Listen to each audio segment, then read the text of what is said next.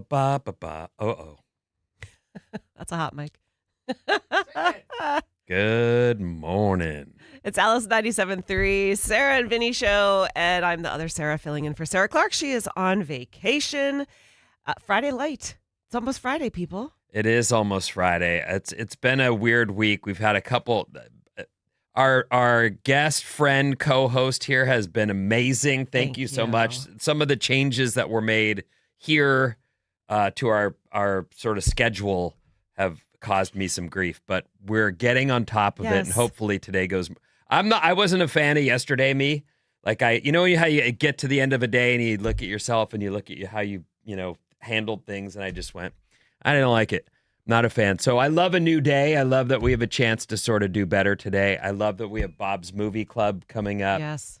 Do you ever have those mornings, though, that you wonder what is the day going to bring for you? Because it's 4 o'clock in the morning and already stuff's like, oh, well, what just happened? Did you have that? Putting on my mascara. Look, you got two guys looking at me. Bob, you'll get this. I'm putting on my mascara, and it's like a cartoon. It flies up in the air. I don't know. It just flew out of my hand, flies up into the air, lands on my eyelashes, and then dribbles down my cheek, down the front of the shirt that I'm wearing. Everywhere. Who was looking at you?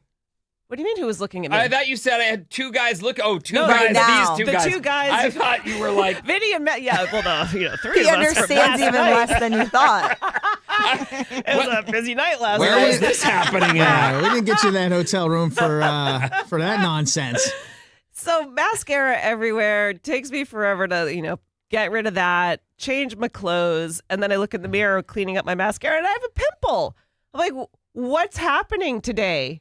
Well, you're living in a hotel. There's a lot of things that are probably not in your usual routine that are happening. So I get that part. I should be acclimated by now, because then when I walked to work, I went the wrong way and I wound up in front of a McDonald's. I'm like, I know there's no McDonald's near Alice. You walked in this morning? Yeah. Oh, wow. My head's on a swivel. All right. Except not so much that I didn't get lost and turn the right. I'm hoping we have a good day today. You don't seem, from what I've seen so far anyway, to be to wear a lot of makeup. But I know the mascara for my wife is her one thing. Oh, She's like, if I don't have that, I feel like I look tired. Yes. You feel that? Absolutely. So she's always got, there are mascaras in every little door jamb of every car we own. There's mascaras in each glove box. That's smart. It's weird because when you sort of assume that gets done right there in the house before you leave and then you're done with it, you'd think you wouldn't, but she's got emergency mascara everywhere. I love that. You do? I think that's smart. And now my 12-year-old also feels like that's what she has to have. My lashes, they must be done. Aw. Did you wear makeup at 12, Bob? Yeah, for sure. What? I remember I went to Sephora and I got this bright blue eyeliner when I was in like 6th grade. And, once every 10 days. Really? Yeah, it was so bad. It was crazy. But once every, couple weeks, I was brave enough to put it on. And I always got compliments, but I'm sure I looked ridiculous in my middle school outfit and bright blue eyeliner. That's how times have changed, by the way. My first makeup, probably around 12, was from CVS. That I may have stolen. You also... Maybe. I might have pocketed that because I didn't have any money. That is one of those things I think that a lot of teenagers go through. I certainly did. I was raised better than that. And there's things that I would, grip or take and then later look back and just go, God, that's awful. Awful. Just shady. Yeah. Just a teenager just doing whatever I want with no concern. Yeah. It was just a very brief phase because I really wanted to wear makeup. Well, and I actually understand that if your parents, and especially if your parents had said, no, not yet. Yeah. I get that. Because I was a punk rocker and I used to re-pierce my ear all the time on the way to 7th grade because I couldn't have my earring in at home. Okay. So it was this thing. I got that. All right. There were even times where a little drop of blood would be on my shoulder from my ear because I'd once again, poked a hole in my ear on the way to school. I have multiple holes in my ears from doing that and not thinking I hit the hole and just putting it through and then going, oh, no, that wasn't the actual hole for the earring. Oh, you guys That's are lucky a you new didn't one. get infected. Gross. Yeah, we are. You're right. So yesterday, I leave here, I get home, I'm in a rush actually because the missus is doing junior guards and the one kid stayed home. There's just a bunch of scattered Hassans, and I get home and deal with my daughter, and then I get the game on. England versus Argentina. Good. You watched it? Oh, yeah. Okay. I also watched it. All the way up to the 54th minute. I mean, I felt like England was winning, even though they hadn't scored yet. Then they scored, and I still feel like, oh, England is. And then, by the way, this is a spoiler because there was an end to the game, and it's the final is set and everything. So if you don't know, I'm watching the game, and a friend of mine texts me and goes, "Are you watching this?" And I said, "Yes, I'm watching this. This is so rad." And I was behind. Oh, no. By about 15 minutes. Oh. And this was towards the end, but England winning the whole time. In my head, I'm like, they're a lock. And the text comes through, Argentina versus Spain, final. Dude. And I'm like, ah! Oh, no, I didn't see this. Then that happened to me too. I paused it at halftime and I started doing some stuff, and then I put it back on, and I got a text from my brother, and he's like, Argentina, all these exclamation points, and I'm like, the one time you look at your texts, Maddie. Yes, you of all people. I never look. That's why I don't look at my texts. I was so shocked though because they did not play well until those last whatever that was. Yeah, it was really the last minutes. It was in like a 6-minute block. They scored 2 goals, and it was right there at the end. And after the second one, even the announcers are like, "That's it." Yeah. It's the last goal and, extra minutes, and they had another couple minutes or another couple chances, but it wasn't nearly over. They enough. were so deflated. England was like, oh, we screwed that up. And while they were winning, they kept going to Beckham, who's, happy and handsome the whole, oh, look at us, we're doing great. I think the coach for England, and I don't know enough about soccer, but he made some changes and he's going to be fired, right? Well, he was, what everyone is saying, all the commentators and everything, everyone is saying they started to play defense. Hey, we're winning, so now we just got to play defense instead of trying to score more goals. Right. Well, and then that's a common complaint about football games as well. Like, don't try to just get through it. Score. Yeah, keep going. Anyway, listen, we're going to roll Tame Impala. We'll be back with Bob's Movie Club right after these on Alice.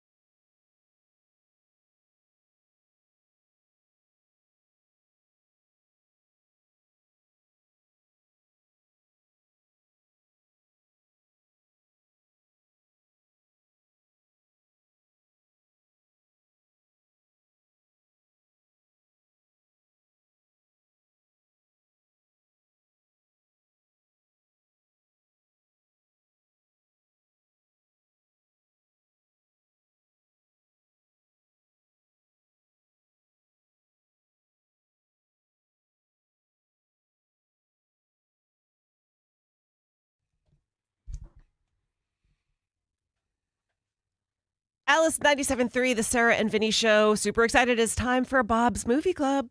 I love movies. Bob's Movie Club. We got some movies for you. Bob's Movie Club. Bob's Movie Club. Movies are great. Movies are great. And this is a great movie. I can't believe I was only took me 31 years to see this masterpiece. We're talking about The Birdcage, starring Robin Williams, Nathan Lane, Hank Azaria, Gene Hackman. Oh my God, from 1996. And I wish we did this during Pride Month, but we always can have Pride. Sure, So absolutely. I'm excited we're going to get to talk about it. I want to gush about it, but first, I want to say my one complaint with this movie is the entire freaking setup of the conflict. The son asking his dad and this other person who raised him to completely remodel their house and hide who they are to impress his wife's horrible parents. It's like, what are they going to meet one time and then are they going to hide for the rest of your lives? Like, it makes literally no sense. So you have to let that go, but I just had to say, like, that really annoyed the crap out of me. That is straight from the pages of my notes. It is absolutely, this is one of my all-time favorite movies. I love Robin Williams. I think his performance is great. Nathan Lane peaks in this movie. There are parts of this movie, like he's over the top drama. It's beautiful. I was trying to tell these guys yesterday, there's a scene though where Nathan Lane, as he's trying to be someone he's not, right? For the son. The premise is, please be normal in finger quotes for me so that I can impress this very important senator or whatever he is, Republican guy. That whole thing bugged me, but then here he is, he's put on a suit. And he walks out of the bathroom and he walks into the room where the son and Robin Williams are sitting. And this is Nathan Lane, who's in the movie, very dramatic, trying to be understated and trying to be a manly man. Mm-hmm. And this part of that movie, I loved his performance in that moment so much. He's not even talking. He just walks in and he's trying to be normal, again in finger quotes. He sits down. He tries to, lean up against.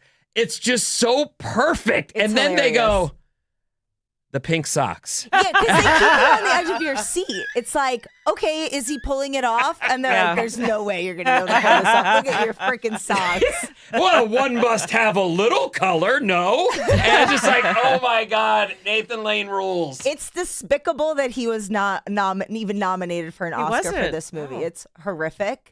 Because I think this is one of my favorite performances I've ever seen. The diversity of what he has to do with his emotions and character. I mean, the whole second half of the movie, he plays a completely different character when he's in drag, being the mom. It's absolutely incredible. Did you know that role was initially supposed to be Robin Williams? I did. I saw that in my research last night. Yeah. I did not know that. He was supposed to play the Nathan Roll part, except he had just done Doubtfire. And didn't want to have his next movie be him in drag again. And it was supposed to be Steve Martin in Robin Williams' role. Is that right? But scheduling conflicts, so Steve couldn't do it. So Robin was like, exactly, maybe I'll switch it up.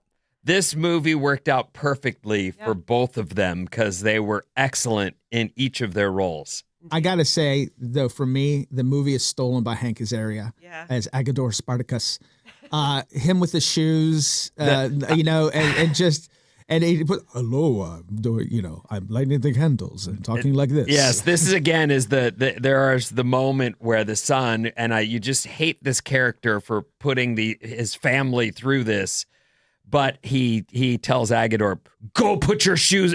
I do not wear shoes. They make me fall down. And then he, go put your shoes on. And he does falls. some great pratfalls. Like they're spectacular. And the whole thing in the kitchen with him having to make dinner. Like, if he's never cooked for you guys before, you should probably have double-checked the menu. Yeah. He's like, oh, it's like a stew. I've got shrimp. And then apparently in the scene in the kitchen, where Robin Williams is yelling at Hank Azaria for, messing up the dinner. Robin Williams falls down. That was an accident, but he is such an improv king. He just keeps rolling with it and just gets more intense, and it makes for another great moment. So we watched The Birdcage this time around for Bob's Movie Club. It's an old movie, but it's an absolute great one. Mm-hmm. And I don't know if there's any 800-400-3697 if you want to text in and you participated in Bob's Movie Club. You got your homework done early. Had you seen this movie? I hadn't seen it since probably it came out, somewhere around there, long time ago. And I thought Hank Azaria was phenomenal. Obviously, the star, we love Robin Williams, but was Nathan Lane. But I just wonder if that movie would be able to get made today. Hank Azaria playing that role, I don't know that would be okay. I watched a little clip of an interview of Hank Azaria last night from years later, and they were asking him about that, like that exact question. I think is it Larry King, the guy who used to do all those? Yeah. Yes. And he was like, "Were you nervous?" And he said, "Not just nervous. I would wake up in the middle of the night in a cold sweat, like, what am I doing? Wow. Like, is this okay?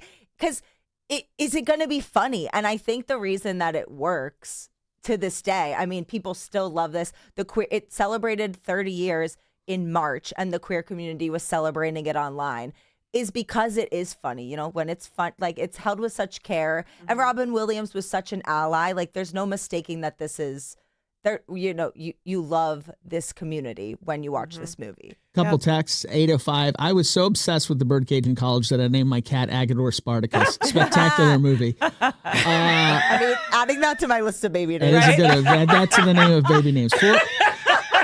408, this is interesting. Thanks. Hey, Bob, thanks for choosing a film on Prime. As a visually impaired listener, the audio descriptions truly brought out many of the physical comedy that I would have missed otherwise. Wow. Whoa. Yeah. Props to Prime. Yeah. I'm surprised that not all the platforms have that. That's really good to know.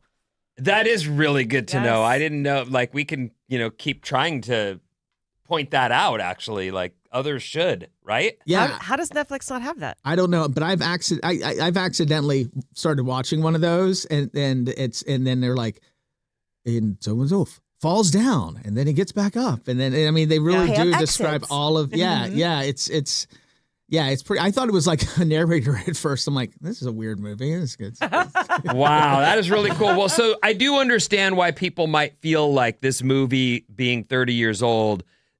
Some of those like especially the over the top performances are a little they're kind of caricatures, and you kind of really want to accept the movie as funny as it is and as great as it is. I can see people taking exception with it, but I hope you don't. It's a great movie. It's fun, and it was of a very different time, like very different. And that's why that premise probably was allowed to go forward, because today, I don't think the premise would work to have a son asking his dad and his mom, in quotes, to hide who they are for anybody. Yeah, I love this. I would love for movies like this to keep being made. So I hope that they could be. It's a weird thing to see that it's still there, though. The Republican, conservative, anti sentiment is still here today.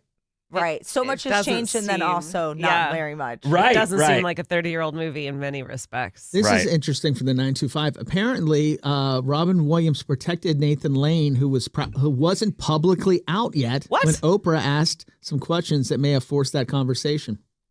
Wow, Oprah, what are you doing? I didn't know that. I didn't know. I'm completely we forget surprised. 30 years ago how many people weren't out who, not publicly. People might have said, okay, well, that. Right. There are different scenes in this movie, like when they're really trying to prep for this meeting with the politician, and they're talking about the Dolphins, and they're trying to high five, and walk just like John Wayne. Yes. Like, all these scenes in this movie are so fun and so funny, and I hope they can be taken that way, because I do understand that there's some serious underlying topics there. But for me, home run.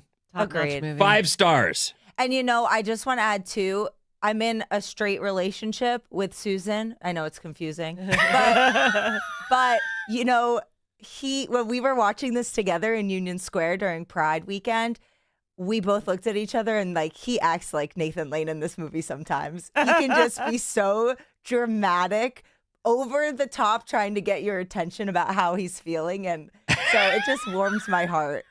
Did he feel a kinship 100%. to the character? Oh, he did? Yes. Oh, that's great. So he knows that about himself then. Yes, 100%. Okay, because I also have that same sort of relationship dynamic where one of us is pretty even keeled and the other one is all over the place. Mm-hmm. That's me.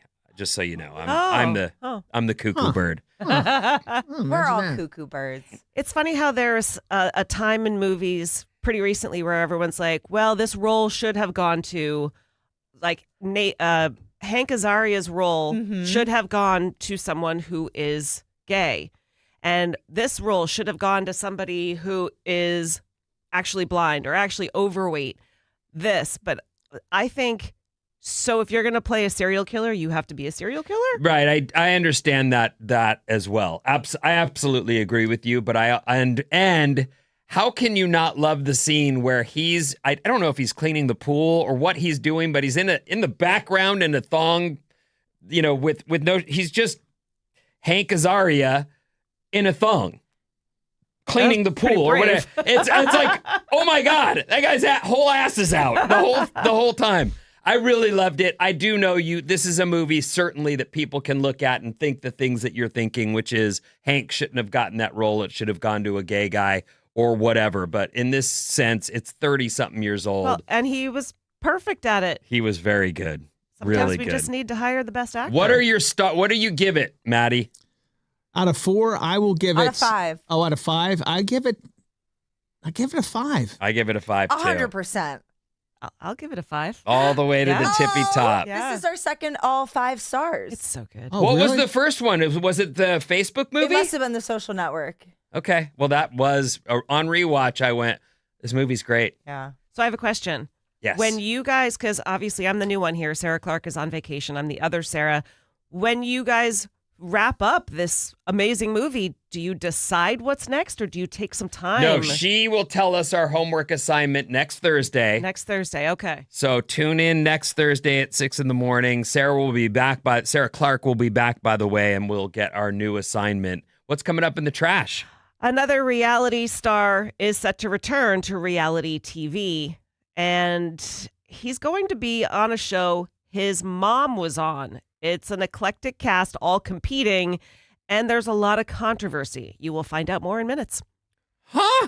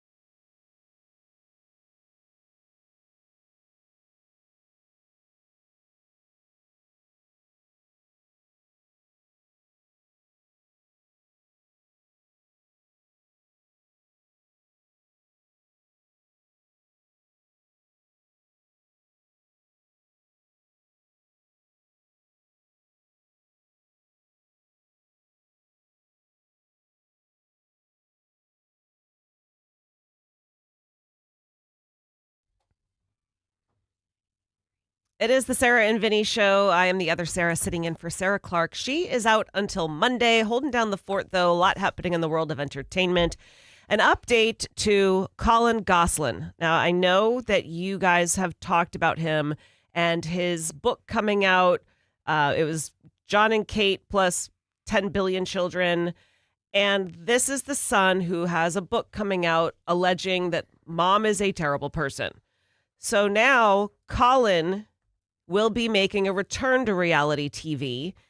It is Fox's Special Forces World's Toughest Test. His mom, Kate, was on the show's first season. Is that right? Yes. So she's so this is the Kate plus 8. John and Kate plus 8. Then it was Kate plus 8. Oh, it was. I Okay. think, didn't they kick him off? Well, yeah, that's when they split up, and then it was Kate plus 8. Yeah. Okay. And then she went on to continue to do reality TV in different venues. Yes. Okay. Got it. So now he will be competing, and there's a lot of other interesting people taking part, including Candace Cameron Bure from Full House, Orange is the New Black, Ruby Rose. Remember her? Yes. She's the one who's also alleging stuff against Katy Perry. Ruby Rose. Yes. She's not alleging. Isn't she suing? Yeah. Okay. Former U.S. Rep George Santos, NBA champion Matt Barnes, David Charvet from Baywatch, Brandy Glanville from The Real Housewives. Her face still looks I thought her face fell off. You thought her face what? Fell off. I'm trying not to be mean. She looks terrible, and she knows it. And she says it's a parasite or Yes. just bad surgery? Both, I think, because Okay. it looks like it's melting off. But yeah, she had like worms or something in there, something awful. LaShawn McCoy, who is a Super Bowl champ, Selling Sunset's Brianna Tiesi, and more. So all of them are competing on Fox's Special Forces World's Toughest Test. I haven't watched it, but my understanding is it's a very physically challenging show. So this is a very eclectic cast trying to be tough. Yeah, I mean, I imagine the footballer's going to do well. These are the kinds of things that he did regularly at football practice. But I mean, I'm interested. The Colin kid that you bring up, he was a child, like a baby on TV, right? So these kids were brought up on. I kind of can see how anyone would say that's child abuse right there. To be like, you're the reason we're getting a TV show, so you are going to be raised on camera. It is a tough thing to put your child through. And my old radio partner, Danny Bonaducci, his kids were featured on his show, Breaking Bonaducci, which focused on the worst time of his life. That is the thing I saw. Yeah. Okay, so I know Danny Bonaducci, and everyone of you of a certain age would know that name for sure. And you worked with him on the radio in Seattle for 12 years. Yeah. Okay. And you've told some of the stories about how he kind of segued into radio out of or in adulthood, but Yeah, so because of a lot of that. right. I never really watched the Partridge Family, but I did see that, and I've been thinking about it, but didn't know it was called Breaking Bonaducci. Yeah. It's when he's in full blown relapse. Oh, yeah. Like he's drinking. I swear, when I saw that, being an alcoholic myself, it felt to me like he relapsed on purpose for the cameras. I Like, wouldn't how be do you time that? surprised. Like, it felt like one of those things where he kind of knew that this was going to be I don't know what he knew. Yeah, it felt weird. He did relapse several times, so I know it wasn't fake. I know. I'm not saying that. He tried to get sober several times, and he is thankfully now sober. Okay. But I see what you're saying. Like, yeah, a lot of reality stars or former TV stars, child actors will do anything to be on television, to be relevant. Well, you've got to bring something to the show that's going to be dramatic and mind-blowing, and he's got a flair for that. Absolutely. I mean, the Quarters Up the Nose is a good example We talked of about that earlier, yeah. let's just find something that's going to be kooky and Yes. So, okay. But what it did to his children, to your point, was like they said, this is tantamount to child abuse because he had a full relapse on television with cameras filming with 2 young children. And they didn't have a choice. Mom and dad certainly had a choice. Did Colin Gosling or those 7 other kids have a choice? Heck no. No. But she's also alleged to have mistreated him, and he had some challenges growing up, and he says what she did was actual child abuse. Okay, well, I mean, it may be. Yeah. You know, I don't know. I'll tell you, the standards from the 70s when I was a kid to now, they've changed so much. And raising kids today, as I am, I would never lift a hand to punish them in any way. That was so normal, and it was so normal. I got the belt in front of other people, even. Like my dad would go, "We're walking out in front of the store, and we're doing this there," and I'd be like, "Oh my gosh, why we gotta?" But that's the way it was, and no parents were stepping in to go, "Hey, take it easy over there." It's just the way it was. Yeah. And now you would absolutely see someone rolling video and with their other hand calling the police. So it's changed considerably. I don't know what he went through, but I want to believe a victim over her, defense, at least until we hear it. I haven't even heard what she has to say about it. Probably not a lot right now. It's certainly painting her in a bad light. One other bit of reality show news. Jaleel White, remember him, Urkel? Yes. He is coming out with a new competition series called Totally 90s House. This will be on HGTV.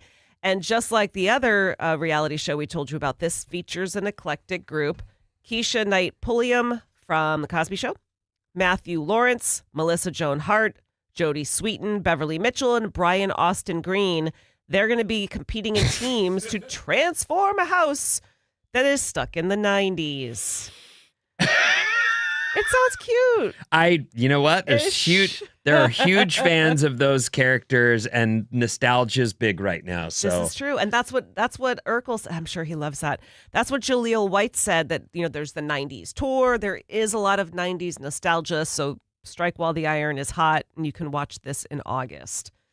Coming up, we're going to talk England's loss. So World Cup, we'll get that set up. We've got the delete drop, which I looked up and did, and I'll sort of talk you through that and more after this song, Espresso on Alice at 97.3.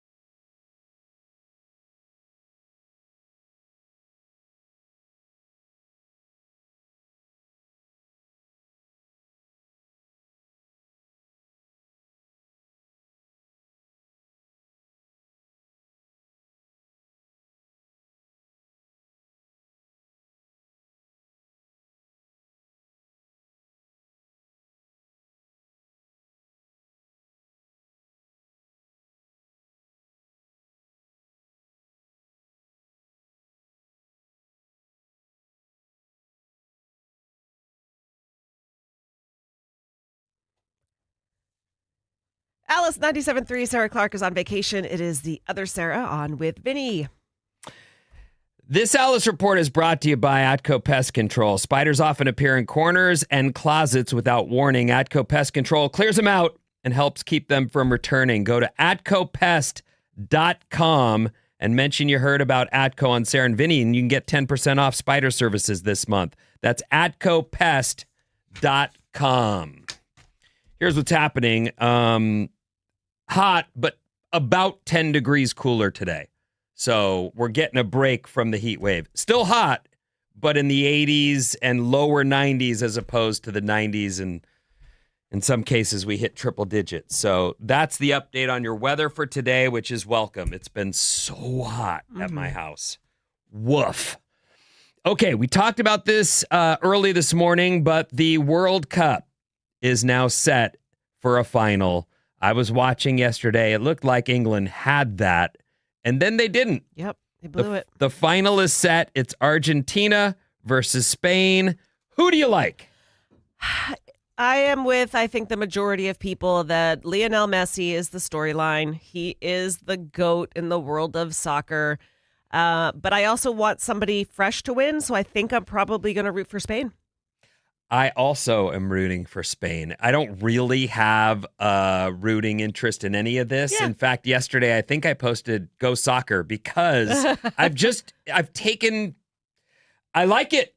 I'm enjoing it. It's Yes. watching these games be played at the highest level. They're very fun watching like the way they play defense, and I'm in. I'm all in. I hope it will transfer to Major League Soccer, and I'll be able to get into those games It's as the well. hope every year, and then every year It's not, it doesn't right? happen. But Sunday's going to be awesome. Yes, so that's the deal. The next game, we're off for a couple days here. The next game is Saturday. That's the third place game, and that's England versus France. And then Is it France? yeah, it's France. And that game, I believe, is at 2 o'clock. Yeah. And then the next game is on Sunday is at noon. And that's the one with the big halftime show, star-studded halftime show. And of I've course, got an update to that coming up because it's gotten even crazier. is that right? Oh, yeah. They're going to cram a lot into a very little bit of time. Oh, yes. Okay. Oh, yes. And the beginning, at the end, in the middle. I got the whole thing coming up. Okay, good. A couple things we've talked about, and this was one I brought up yesterday with Scott Budman. The delete data deal is real. So I wanted him to sort of look into it and confirm that this is something that we should consider.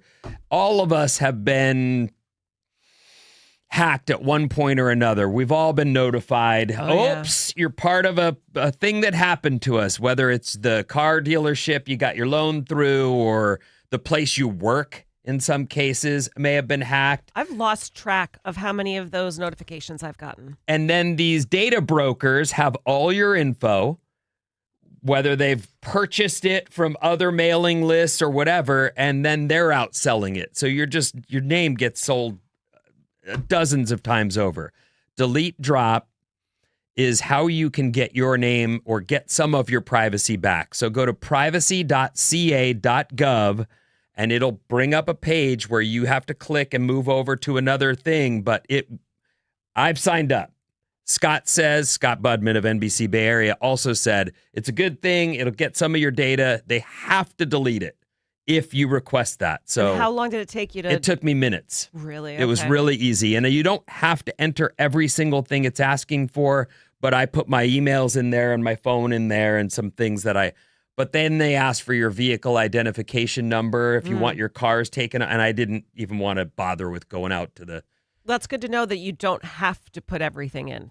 So if you want to get your name taken off of some of these mailing lists, this is how it's done. Privacy.ca.gov. There's that. This was another thing I told you guys yesterday. I sort of had this this morning. I was glad for a new day. I wasn't a real big fan of me yesterday. And part of the reason is I did a terrible job with this story. There's no other way to categorize this than a tragedy. The search has been suspended completely, like it's done, for 3 missing after the boat with family spreading ashes capsized in the bay. This was a couple days ago. it's just tragic all the way around.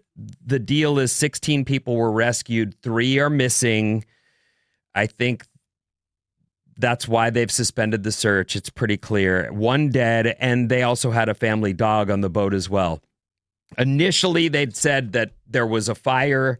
Now they're saying it looks more like that was just steam from the engine and that some water came over the top of the boat and took them out. Boating is dangerous. It is.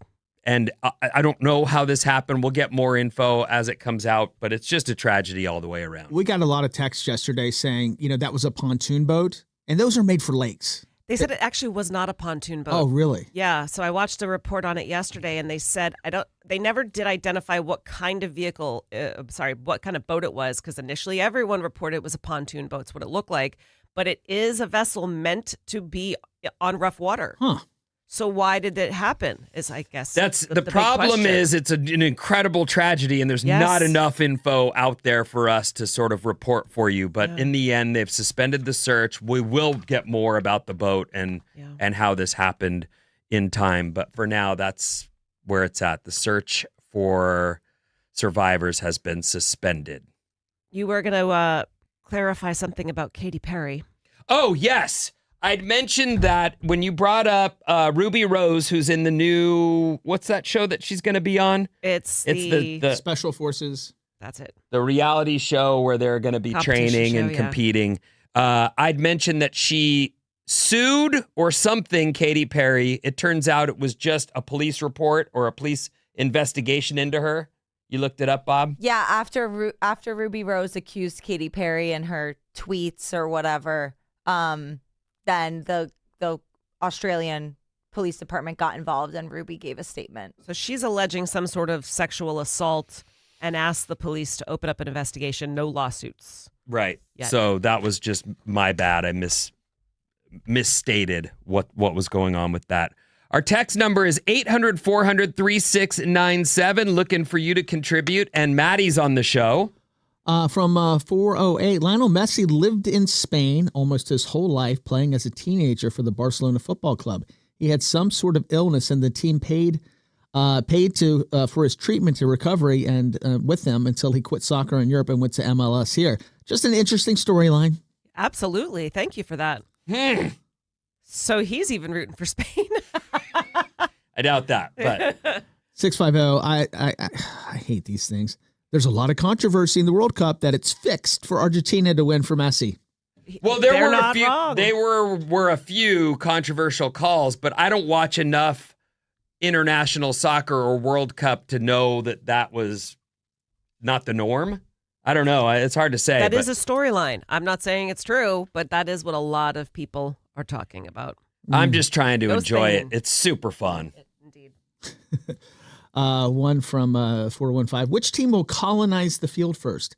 I guess we got another one in. It said a lot of people aren't rooting for Spain because they're still seen as the country that devastated the indigenous populations in Americas. That's pretty deep. That's a reason to. It's a fair grudge to hold, but it might be It's a a little little- deeper than you need to go in terms of which team to pick. Sports. Right. What's coming up in the trash? Justin Bieber grew up with snakes. In Florida, they are now a type of currency. This is a strange story, and you will hear more next on Alice.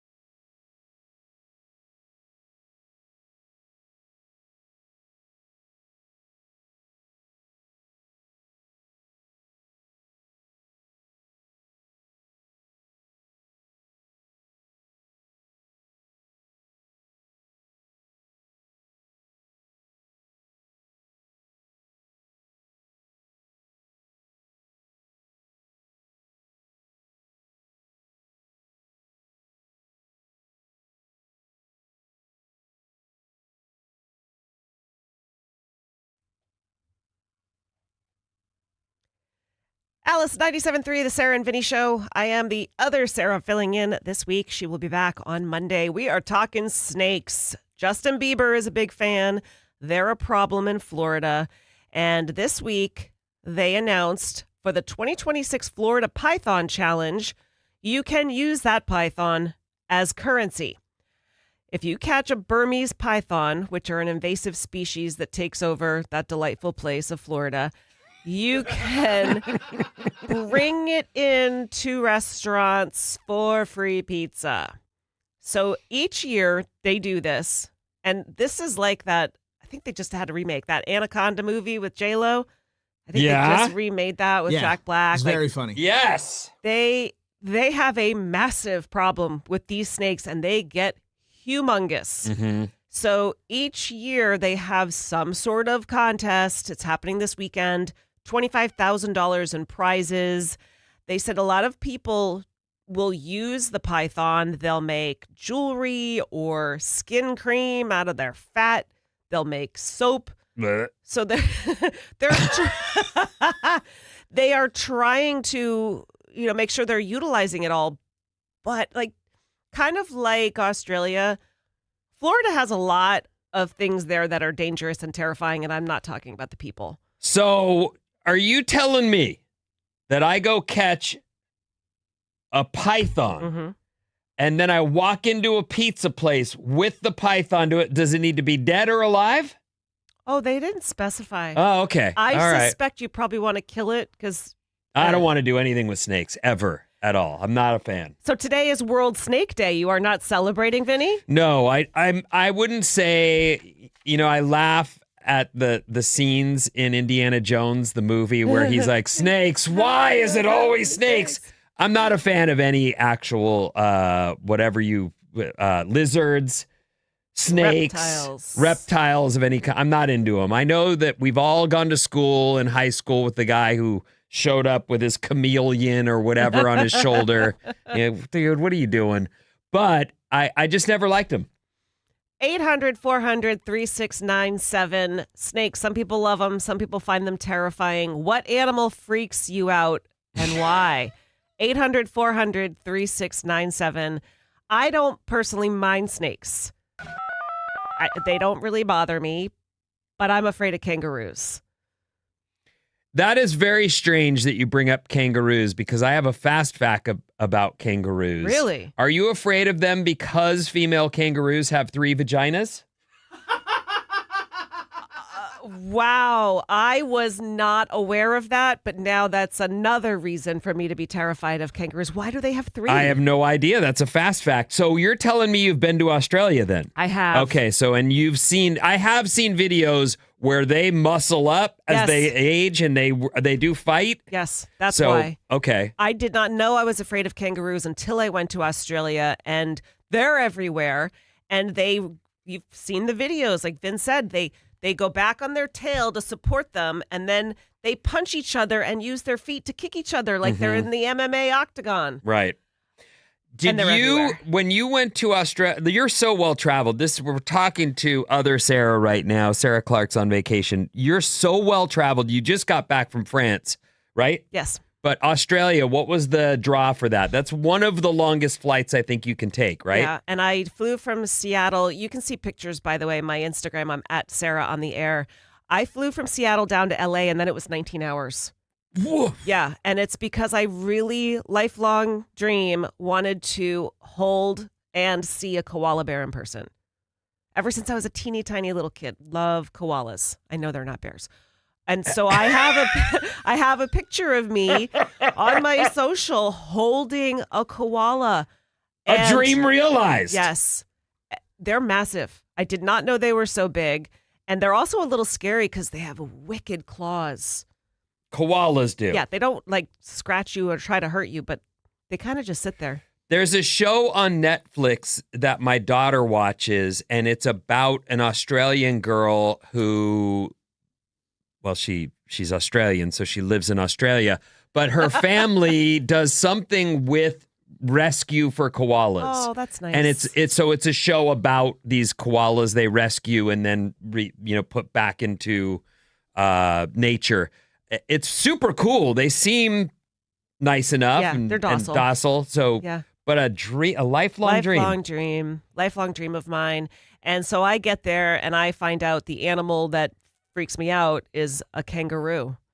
And was your husband was he with you? Yeah. Okay, so there you are. You're holding the bear, and he's like, "Can we go now?" Or No, he held the bear too. oh, he liked it. The not bear. He liked it as well. Oh then yeah, and Australia is a very unique place. He ate kangaroo, which is super lean. It's like almost like when you get a steak. What's the thing? That's the round thing with no fat. The fillet. Yeah, it's sort of like that, just no fat whatsoever. I've had it. It's good. You've had kangaroo too? Yeah, down at La Fondue in San Jose, they have that's one of you can get like all kinds of different meat, snake meat, armadillo meat, or not armadillo. Sorry, I was just reading a text of somebody that's scared of armadillos. But you can get just all kinds. This is of a restaurant that serves it's unique It's meats. a fondue place. Yeah, so fondue. Yeah, so you fondue the interesting. So kanga. What would you say, Maddie, is an animal that scares you? Monkeys and birds. I don't like monkeys. Who doesn't like birds? I don't like birds, like parrots and things. Like they're so weird and just grody, and they. Bobby's rolling her eyes in the other room. Oh God, Maddie! I'm surprised that one surprised you more than monkeys. But a lot of, monkeys are a little weird, and they're a wild their card. Butts are always exposed, which is kind of odd. Okay, so she was laughing. What would you say, Bob? What am I afraid of? Yeah, what animal? None. Come on, you're not that cool. I mean, what's to be afraid of? Oh, I don't know. Maybe you're sitting on your surfboard in the ocean and a shark comes up and clamps down on your leg. Well, that would certainly be scary, but I think sharks are misunderstood. Oh, for God's sakes. Wow, I don't think I've ever met someone who had no animal that freaked them out, like slugs, snails. Oh, that reminds me, we were talking about spiders yesterday. Yeah. I should have taken a picture. There was a big old guy in my shower this morning while I was getting ready. And she's like, cool, I love you. He's a cutie. Oh, you just let him hang. Yeah, of course. Good for you. A little clarification on our fast fact from somebody who works who was a former zookeeper in Oakland. Kangaroos normally have 2 vajayjays and can develop the third and restore it when not needed. And they can have up to 3 joeys of different ages nursing at the same time. That's why they have the different lady So parts. can they have 3 babies growing at different times? It sounds like it, yeah. They said nursing, not being pregnant with 3. But I don't know Well, what I mean, that had to do with the vajayjay. I How don't many know. nipples do they have? I don't know. I have so many questions. That's You know cool what's- as hell. I'll tell you what's really cool. I have not traveled a lot, and I think it's really neat that you decided you were just going to go to Australia and live out that. That's a pretty rad thing. Yeah. It's not an easy trip. I don't have kids. If people are wondering how on earth I pull this off, there's no way having young children I could just decide to go hold a koala. And your husband didn't push back and say, or we could go. Well, there's a lot of wineries down there. That made him happy. Yeah, there are. And, as a person that surfs, I certainly would love to go to Australia. And I see a lot of video of Australia Bondi Beach, surfers. you would love. Yeah, lots of spots there for that. But that is a long trip. Yeah, and lots of sharks. But now your daughter's going to want to go. Hyperactive dude in a plane for 19 hours is... Kicking the seat in front of him. It's a lot to ask. We need to take a break. Vin, what do you have coming up for us? I have a bunch of news stories, and this is the Chainsmokers. It's Closer on Alice at 97.3.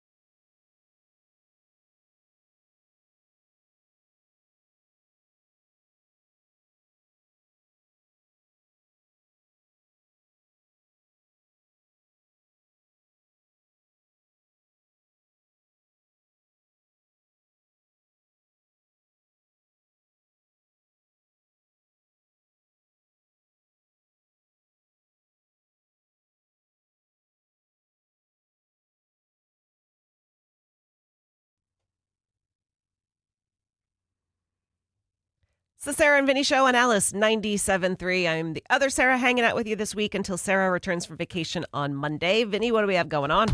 We have a cooler day ahead, so that's where I want to begin. We're going to be about 10 degrees cooler, and I realize here in the city where we broadcast live, I look out the window, it's beautiful blue skies overhead, but it never gets that hot here. Meanwhile, South Bay, North Bay, and East Bay saw triple digits. It'll be 10 degrees cooler today. So still hot, but not that scorching, oh my God, I can't sleep hot. And then there were two. The World Cup now is set. The finale, the final, is Sunday at noon. Spain versus Argentina. There's actually a game before that on Saturday. That'll decide third place. That's France versus England at 2 p.m. on Saturday. And then again, the final is Sunday at noon. Spain versus Argentina. I know you have the halftime show info coming up, right? Yes. I can't wait because I can't figure out how they're going to divvy up those minutes. So there's a pre-thing ceremony. There's a halftime ceremony thingy performance. Then there's a post-game. And there's a whole storyline as well with Messi and another player that we'll tell you about coming up. There's some craziness surrounding the World Cup this weekend. I know you're a baseball fan, and this story isn't about the what was it, the All-Star game, although it is.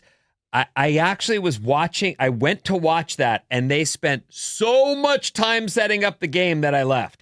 I don't know if you watched. I know you're a fan of baseball, but I normally do, and I'll be honest, I'm in a different city. I'm out exploring. Okay. I'm like getting ready for the show. My focus was elsewhere. Okay. I don't know if this is going to be the most spectacular thing we've ever seen. Are they going to pull it off, trying to do a halftime show for a football match or not? I'm interested to see how it goes, though. Yeah. Speaking of World Cup, there's always controversies. It says it right here on my page. It's usually over ticket prices or the officiating. And here's a new one for you. The Senegalese soccer official sparked controversy after questioning the qualification of the national team's doctor. Okay. He's long-serving, but he's an obgyn. And so they're like... OBGYN? Yes. He is obstetrics and gynecology doctor. And so they're like, why is our sports team doctor an obgyn? They're defending it by saying he is a doctor and he has been trained to help people on the team. Sure. Any OBGYN went to med school and does know how to do other things, but that's not usually the kind of doctor that you would have overseeing your sports team. Your knees and ankles. I mean, maybe for the kangaroo and the three JJs, but... They say he's completely qualified. He's been the national team doctor since 2017, but someone talked and now it's out there. And so that is one of the controversies coming out of. Is he delivering their babies of the players? You know, I don't think myself that old, but I realize now that, I'm into my 50s. I remember my first doctor, which you'd call a pediatrician, right? Yeah. That guy not only delivered us, but then went on to just be our childhood doctors into adult, whatever I was on my parents. I went to Dr. Nadridge when I was sick, but he also delivered us. They don't do that anymore, right? No, and that's so cute. It seems very small town and like small town America. Like it seems so wholesome, but this was San Diego? No, this was in Irvine, California, where I grew up. And that town, it's actually in a story I have coming up, was built before our eyes. So there was orange groves everywhere, and this is Orange County. And they just plowed them a little at a time and put up strip malls and new housing, tracks. And it was fun as a kid because there were tons of places to play, and there was always something being built. So we had wood for skateboard ramps. Later, we found out we were stealing wood for skateboard ramps, but it seemed like it was just laid out for us to, put on our skateboards and roll down the street to a safe spot and build a ramp. Later, we got in trouble for that. But anyway, that's one of the controversies coming out of the World Cup. This next story, you mentioned it actually yesterday, and I don't even think we talked about it on the air. There is some kind of health and safety issue surrounding, is it lettuce? Is it onions? What is it? Taco Bell has issued a statement saying the explosive diarrhea is not us, but we'll pull some of the things that might be causing it. Now, you were the first person I heard mention Taco Bell. Yes. And they are saying it's not them. They cannot pinpoint it. I don't remember the name of what causes this explosive diarrhea. They're saying it's called cyclopsoriasis. Yeah, so there's if an you're, outbreak sickening hundreds of people in the country right now. And they say if you are having upset stomach, you are experiencing this and it goes on for more than a week, you have to ask to get tested for this thing in particular to get treatment. They are thinking lettuce. That's the last thing I saw was romaine lettuce. Guess what I ate earlier this week? A salad watching World Cup made with romaine lettuce. And they even say it can take a week before it takes hold. So let's hope you're in the clear. Yeah, good thing Sarah Clark's coming back on Monday because I might be in the bathroom. Taco Bell feels like they've been accused of possibly spreading this problem. Everybody's got to get their lettuce from their usual supplier, whatever other vegetables they use in making their food. But they've said that health and safety of our guests is top priority. We're putting it out there now that you should just know that they're trying to pull whatever it might be that is causing this. Would you eat there? Would I eat there now? Yeah. No. But I don't normally go to Taco Bell anyway, so it's not something that I'm like changing my diet for. Yeah. But yeah, if there's a chance I'm going to get a tummy upset, I want no part of that. Well, I saw the romaine lettuce story after I had eaten the salad. Which what are you gonna do? You know what? It's salad. It's good for you. Yeah. Why wouldn't you eat it? What's coming up in the trash? Well, we were talking about Stephen King books on the show yesterday. And today we are finding out his books are being banned. Where and why? Details next.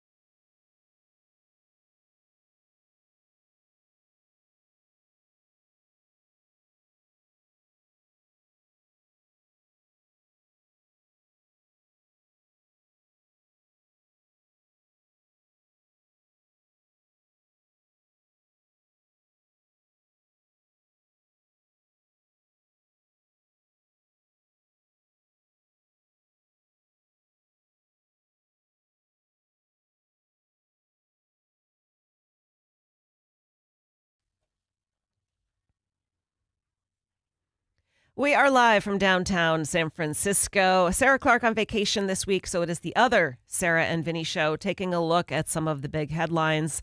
A Stephen King collection that has given us two of the best movies of all time are now being banned. So the movies aren't being banned, but the book that gave us these movies is.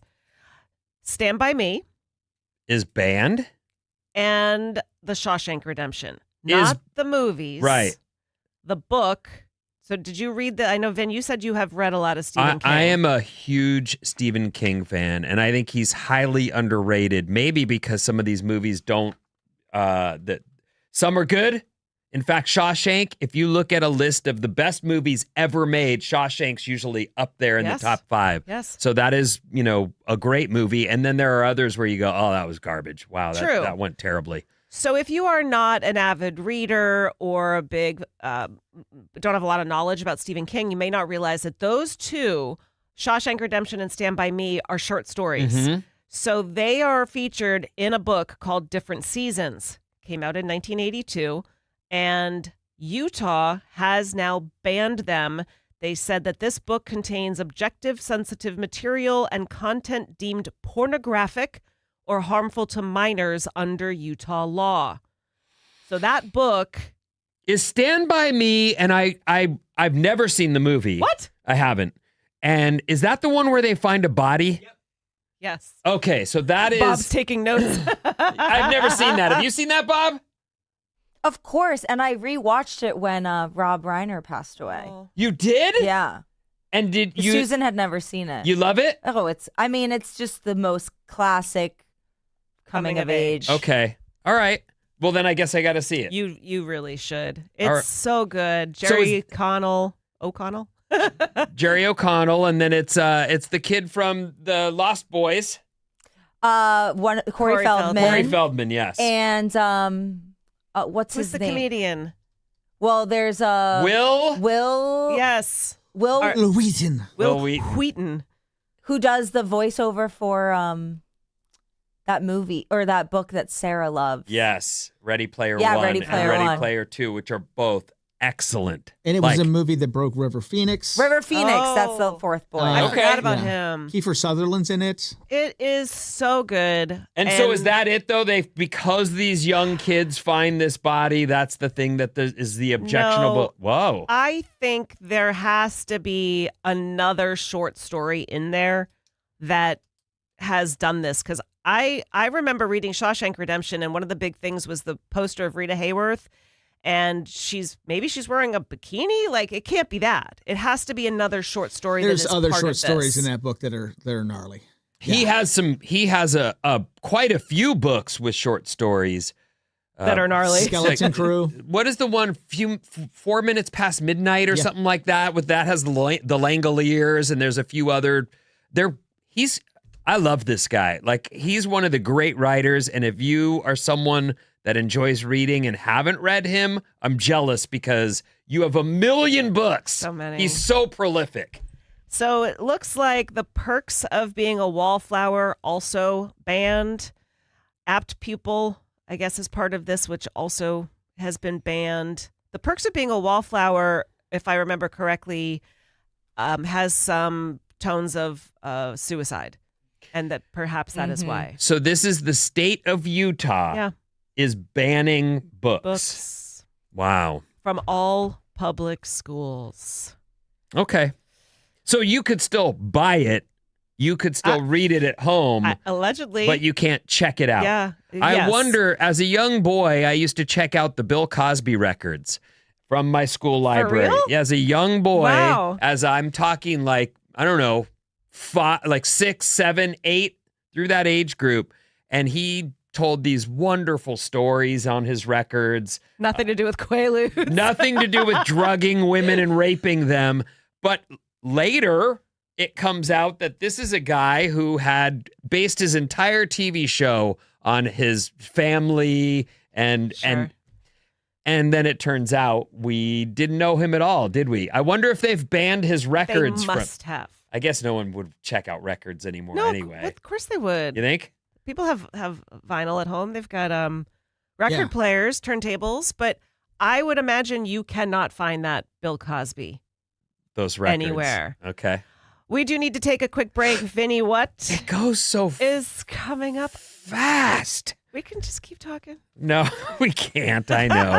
Hey, join Maddie and Bob this Saturday for Stuff the Bus. You guys got a big gig coming up. Let's talk about it. Come by Miristar Federal Credit Union. That's 255 North White Road in San Jose, California. That's from 9 to 1 this Saturday, right? You got it. Bring your school gear, folks. New school gear for the kids. Okay. I didn't ask what song we're going into here. That's okay. I'll play it and you'll be surprised. There you go. Olivia, Yes. right? On Alice.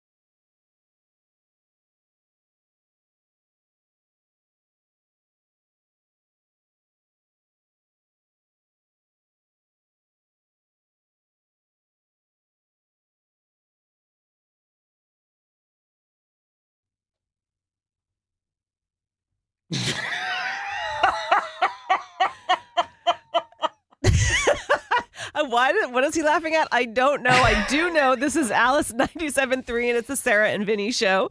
I was just listening to the final piano hits and I'm looking for the button because Maddie's running the board here and I'm like, why isn't he turning us on? We're waiting still like, dun, dun, dun, dun. You don't mess with Linkin Park. Yeah, no, you're right. Linkin Park's great. Agreed. Gotta respect. All right, Vinny, what do you have for us? Okay, so I thought it was something hilarious. No.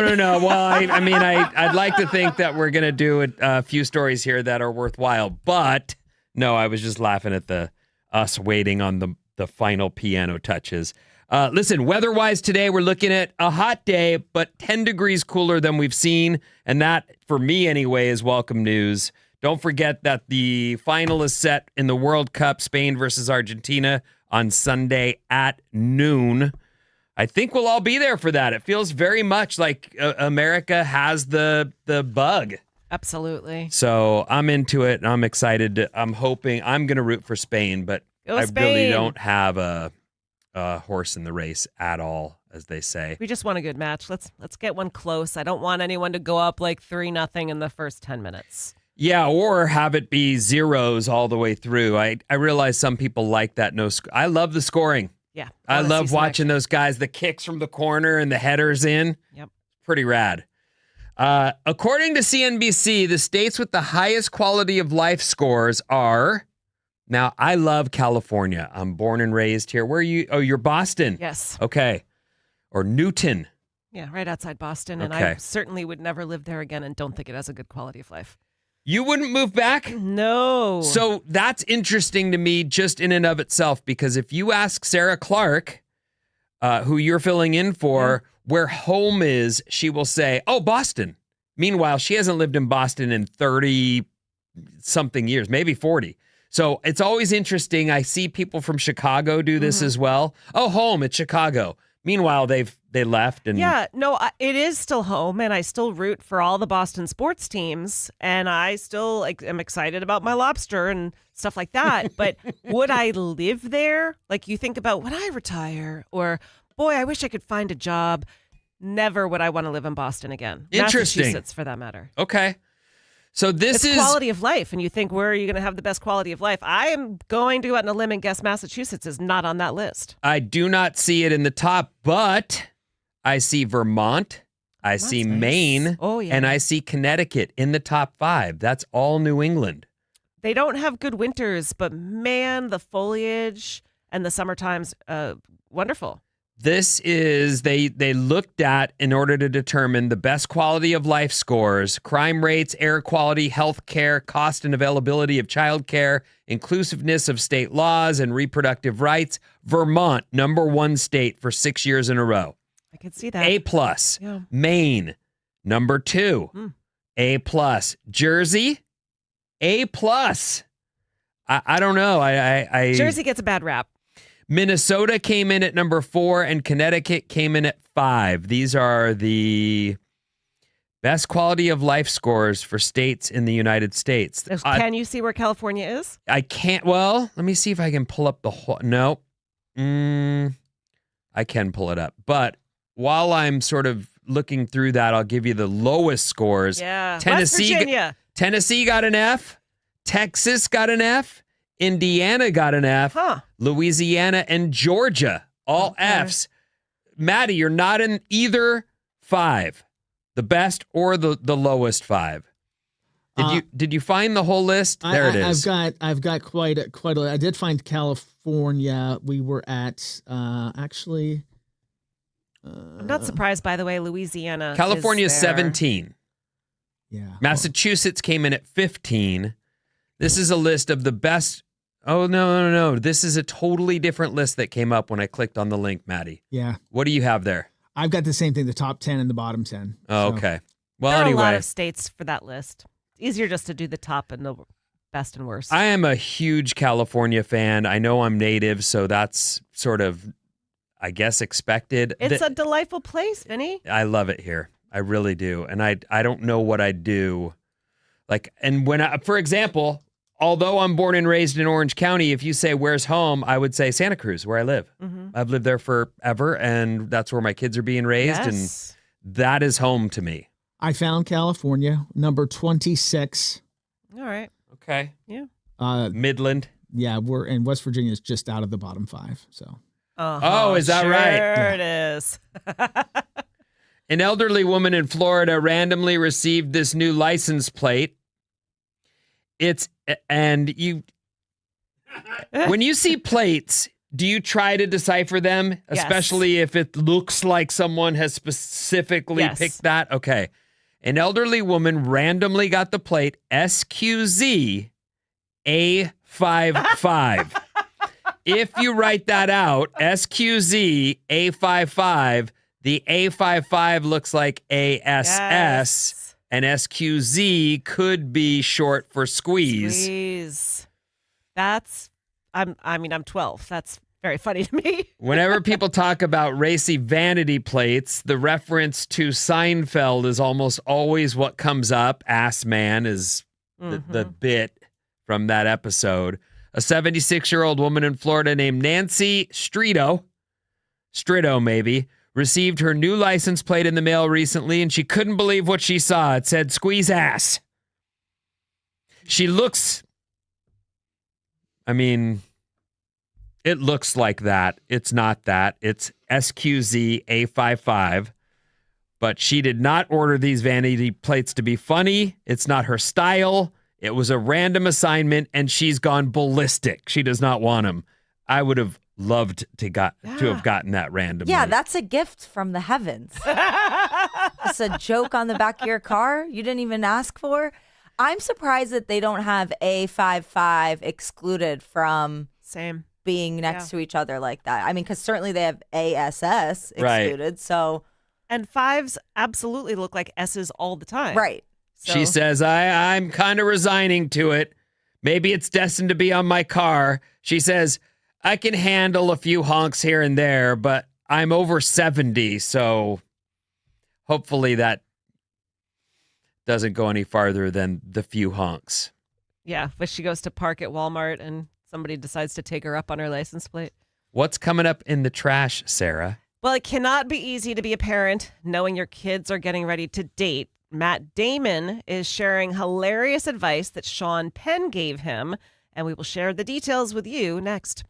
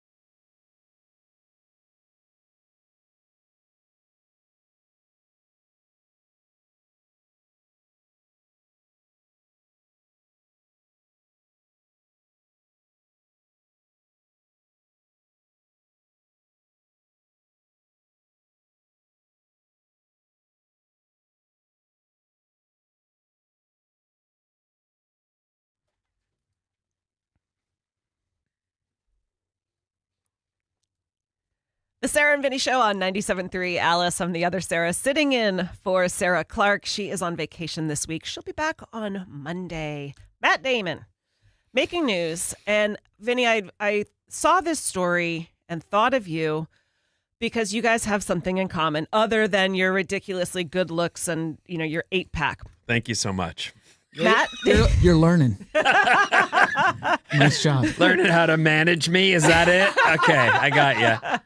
well, Matt Damon is a girl dad. Okay. And the difference between him and you is just 4 daughters. So you have 2, he has 4, and has talked about what it's like being, I'm sure being a parent, full stop, this is one of the things you dread, dating. You know your kid's going to start dating, and how do you handle it? Sean Penn, he says, gave him advice that helped him. Gave Matt Damon advice about having daughters. Okay. So Matt Damon recalls this story of Sean Penn. He said, my favorite line that I have ever seen was Sean Penn's. A guy came over for the first date. He's about to take her out. And Sean said, whatever you do to her, I'm going to do to you when you get home. Have a nice night. I do understand the and this is, listen, I love my daughters, but I also think about growing up and wanting them to have normal experiences. So obviously I don't want any kind of date rape situation. That's awful. And that's what he's aiming or pointing at when he says that, right? But I do want them to kiss when it's age appropriate. I would want them to go out and hang out with their friends and be around other boys and do things that are normal. So my hope is that I can somehow help her navigate that without having to be threatening and stand at the door with a shotgun. Yeah. That seems like a little much and a little outdated. But I get what he's saying, because I know growing up there's that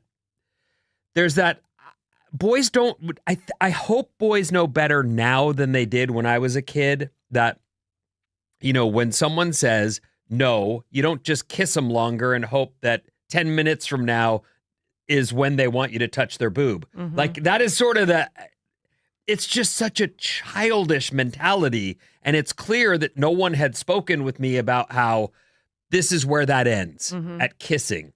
The end. Mm-hmm. And so I think it's important that boys are being taught from a young age, like, no means no, not warm me up more and maybe later. Sure. That is a real thought that I had in my head as a, 10-year-old, 11-year-old, in hopes that, you hear the term, the bases. Yes. That's like sort of and I think kids still use that. Bobby, you're the young person on the show. Vincenzo. Did you grow up with the bases? Like, Yes, what are the okay? for So, sure. And did you went on dates young? Did your parents, no, you didn't? I feel like I was not allowed to date, or I was too afraid to ask if I could date until high school. So I kept it under wraps in middle school But I was seeing boys.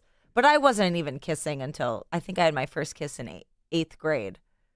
Yeah, I Okay. was 14. That's what I think is about age appropriate, Yeah. right? Although 14, is that 9th grade? What is that? Yeah, that's ninth I was in- grade. Yeah, I was I, even older than that because I went to school early. So I didn't have full-fledged relations until I was a sophomore in college. Oh, So I was a late bloomer in that respect. My first kiss was 14 and I had boobs, so he didn't know I was 14, which of course in hindsight you're like, well, that was dumb because who knows what other base he wanted. I was like, this is gross. the kissing, you mean? The kissing, I thought this is gross. So you weren't in right away. No. Okay. Would Yeah. you look back on your first, I'm not talking like the peck kind of kiss, the first real kiss, and you're like, that was great. I loved it. Yeah. And my first real kiss, I didn't know. I had a friend who was older. He was in 6th grade and I was in 3rd grade. And there was this girl. I rode skateboards with older kids. So I had a lot of older friends. And that was why I was in this situation where he said, this girl likes you. Here's what you do. And then I met her what are those? The jungle gym? The monkey bars. The monkey bars, whatever they're called. I met her there. In 3rd grade. In 3rd grade, I kissed her with the tongue in between, and then came back to class and was like, "You're not going to believe what I just did." That's wild. So I loved it. And then from there on, I was absolutely asking girls out and asking girls if we could kiss or whatever. And they would go, no. And I'd go, okay, fine. But I was trying. I did like it. I liked girls. I don't want that for my daughter. And that's what I'm getting at. Yeah, the that's whole story young. is like, it's too young. Yeah. I want it to be normal. I don't want it to be rushed. I do fear that rushed childhood thing. I think all of us from the 70s and 80s rushed our childhoods. Sure. We wanted to be more grown up. Oh, yeah. We picked up cigarettes or drinks. I look back at photos of me at 16 holding a cigarette and a beer, and I have little 16-year-old pin face. Oh. You know, pinhead. Yeah. Like, you're just a little face. You You're not shouldn't be developed. doing that yet. So it was too young for sure. Well, Matt Damon went on to say his daughters have made really good decisions, and he is very proud of them, not because he threatened them, thanks to Sean Penn, but that they have just made good decisions. So he's got 20, 17, and 15. The eldest is 27. Well, Matt Damon, his big movie, The Odyssey, comes out tomorrow. The reviews in Bobby. Tremendous. It is the epic to end all epics. And it's getting great reviews from, like, not just our expert, but from, like, actual Actual movie movie experts Well, I mean, and that film is bros. you, but Yes, you are. the people who do it for a living. No, that's still her. Vinny, what's coming up? Well, I've got the fittest cities in America, among other news stories. This is Joe on Alice 97.3. Good morning.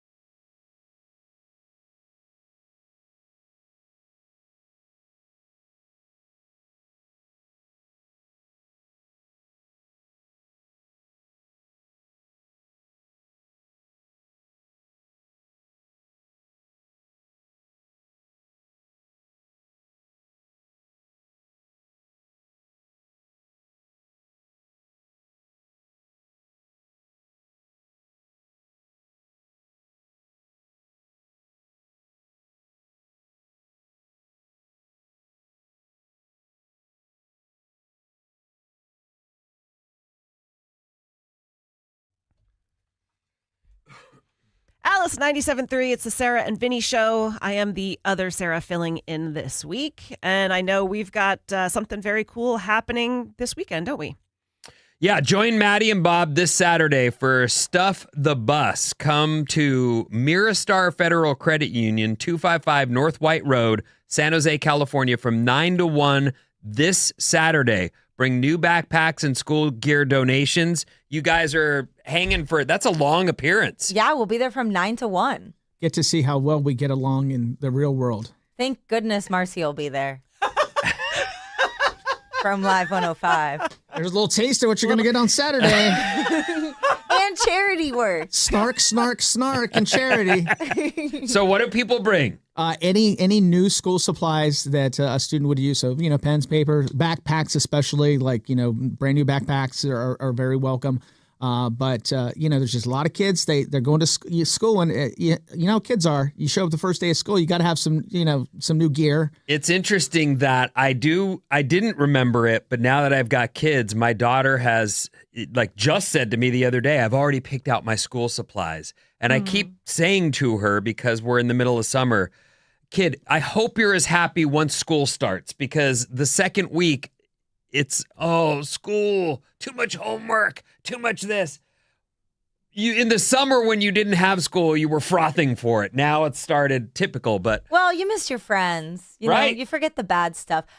There's nothing as a kid more exciting than getting your new first day outfit, getting your backpack, being all prepared of where you're going to keep all your stuff and all the pockets. So I'm glad that we're going to be able to give that to some kids. That pure joy. I remember it so well. The new shoes. Just like it was yesterday. Because it was. And it's the North White Road location. Okay. So that's Miristar Federal Credit Union this Saturday from 9 to 1. Bring those backpacks. It's a really good cause. And as a thrown-in benefit, you'll get to watch these two spar. And I don't know, maybe Marcy will jump in on that too. Marcy from Live's going. Yeah, she's live broadcasting. Whoa, Yeah. really? Okay, very cool. All right, so let me get to a few news stories here before we get to the next thing. Hot today, but 10 degrees cooler than we had yesterday, which I'm over it. Heat waves are tough. I don't have air conditioning at my house, so we were definitely too hot upstairs where we sleep. Better today. The top 10 fittest cities in America ranked by, I don't even know, but it's a 2026 index. Boston, Mass came in at number 10. These are the fittest cities. These are places. Can I guess what's at number 1? Yeah, you sure can. Denver. Denver came in at 5. Oh, Minneapolis. Minneapolis came in at 3. I said I was going to guess them in order, not guess what is at number 1. At number 1 is Arlington, Virginia. Oh. What do you mean? Yeah. Yeah, it's right outside of DC. It's it's part of Northern Virginia, which is really part of DC. So at number 1 is Arlington, Virginia. At number 2 is DC. Oh. Yeah. People everybody there jogs. When I lived in DC, it's just the thing you do. Everybody's running. I feel the same way about the Bay Area that I did about San Diego, and maybe even more so in San Diego when I lived there, because while by day, everyone is out running, moms pushing strollers, people on bikes. It's this day. And then as the sun sets, things get quiet. There's not a lot going on in the North County area where I lived. Here, there's stuff to do everywhere. And yet by day, you'll see people out running and exercising. And I love those sort of pre-built exercise parks. Yeah. I really That's love old those. school. They're actually really very cool. When I was running the Embarcadero, my hotel was down by the stadium by Oracle Park. It didn't matter if it was 6 o'clock in the morning or 11 o'clock. It's full of people running And biking and everything else. Yeah. And it kind of gives you pressure because a bunch of girls ran by really fast. I was like, oh, damn you. Yeah, just keep your pace. Yeah. Well, Don't run there. Run your run, right? Seattle came in at 4th. That surprises me. I broke my foot last summer in 3 places. It was bad. And I had 2 surgeries to fix it. And then I just had to have another surgery last month. Was there an accident? No, I slipped walking up the stairs. It was so dumb. And blew your foot out It like was that? bad, yeah. So I like missed the step and I went down real hard and broke the 3 bones. So it took me, I had to take 8 months off of running. I know. People like make up a story. I'm like, oh, I was trying out to be a punter in the NFL. I was trying to make it in the World Cup. So I break the 3 bones, 2 surgeries, no exercise for 8 months. I start running again. And then I had to have another surgery to remove the plates and the scar tissue because my toes wouldn't touch the ground. So now I want to wear a shirt when I exercise that says, I'm still recovering from a broken foot. That's why I run so slow. That's why you're slow. Our boss just also had she puts her foot down. She had it was a shoe injury, I think, but she's also a runner. She can't, when she puts her foot down, her toe doesn't touch. Yeah, mine didn't touch the ground. It is much better now that I got the scar tissue removed. That is wild. Denver, Colorado came in at 5, which you guessed. San Francisco came in at 6. These are the healthiest cities in America. The fittest cities, yeah. Irvine, California came in at 7. That's where I grew up. And Orange County is just, it's flat. They tore up all the farmland and just built everything there. And there's lots of parks and lots of places to run. I imagine it would be pretty cool. Atlanta, Georgia came in at 8. I haven't been back. I left when I was 18 and haven't seen Irvine since. Atlanta at 8 surprises me. Madison, Wisconsin at 9, and at number 10 is Boston, Mass. So those are the fittest cities in America. San Diego not even on the list. I'm surprised. I always put you on the spot, but I suppose you don't know what came in last. I don't. Brownsville, Texas. Is that right? No. Oh, okay. I was going to say. I'm taking so you know. Stab in the dark. I'm really surprised though by Arlington, Virginia, and Yeah. DC. I don't see it, and okay. Pressure to look good, maybe. With snow and everything too. Yeah. A study out of Harvard found older adults with more optimistic outlooks had 15% lower risk of developing dementia. You know, one of the things that I've watched online is that there's certainly some humor to be found in the way people online will just say the worst possible thing, and you go, "Oh my God, that's funny," but also very mean and rude. It is so much easier to be cranky, grumpy, and rude than it is to find the positive in anything that you're looking at. It's just the harder thing, but they're saying it here, 15% lower risk of developing dementia, and this is a study out of Harvard. So consider they it. know a couple things there. Mental health is, yes, they do. They do. And didn't you say that, where was your dad? MIT. MIT. Right down the street. And you grew up with that? With him being a scientist at MIT? Yeah. No pressure to, do well in school, or he did not understand my career choice. Well, wait a minute. Let me ask you, because you started school early? I went to school early, and because you were smart enough to handle it. Yeah, and then I went to college, went to grad school right away, and I finished grad school at like 22, and I'm like, oh, I'm going to go work on Wall Street, and then I'm like, hey, this is a lot more fun, and my dad's like, you suck. What are you doing? He didn't approve of you being a radio person. He just didn't get it, and that's not really when your life is on a certain trajectory, and then you take a hard left or a hard right somewhere. They just didn't understand it. Did he expect you to become a professor and stay in academia? I think so. That's what he was hoping for. Yeah, I think so. And both my brothers were quite successful in business, and he didn't get that either. It's like the pressure that some families have, like, you're going to be a doctor, you're going to be a lawyer, and you aren't, and they're like, you're a disappointment. Oh, how crushing. I was like the bohemian one. I'm like, what? So let me ask music. you, when you got into it for music. Yeah. And then to have since, you did a talk show for 12 years with Danny Bonaducci in Seattle, among other. Your resume is pretty stacked. Well, I didn't have that pressure on me. My pressure was figure it out, find something to do. That's nice. I don't know how nice it was, but it was one of those things from like 16. I get it. You want to go to the kegger tonight, but you better figure out what you're doing because you're not staying here. Yikes. So they were okay with your decision to go into broadcasting.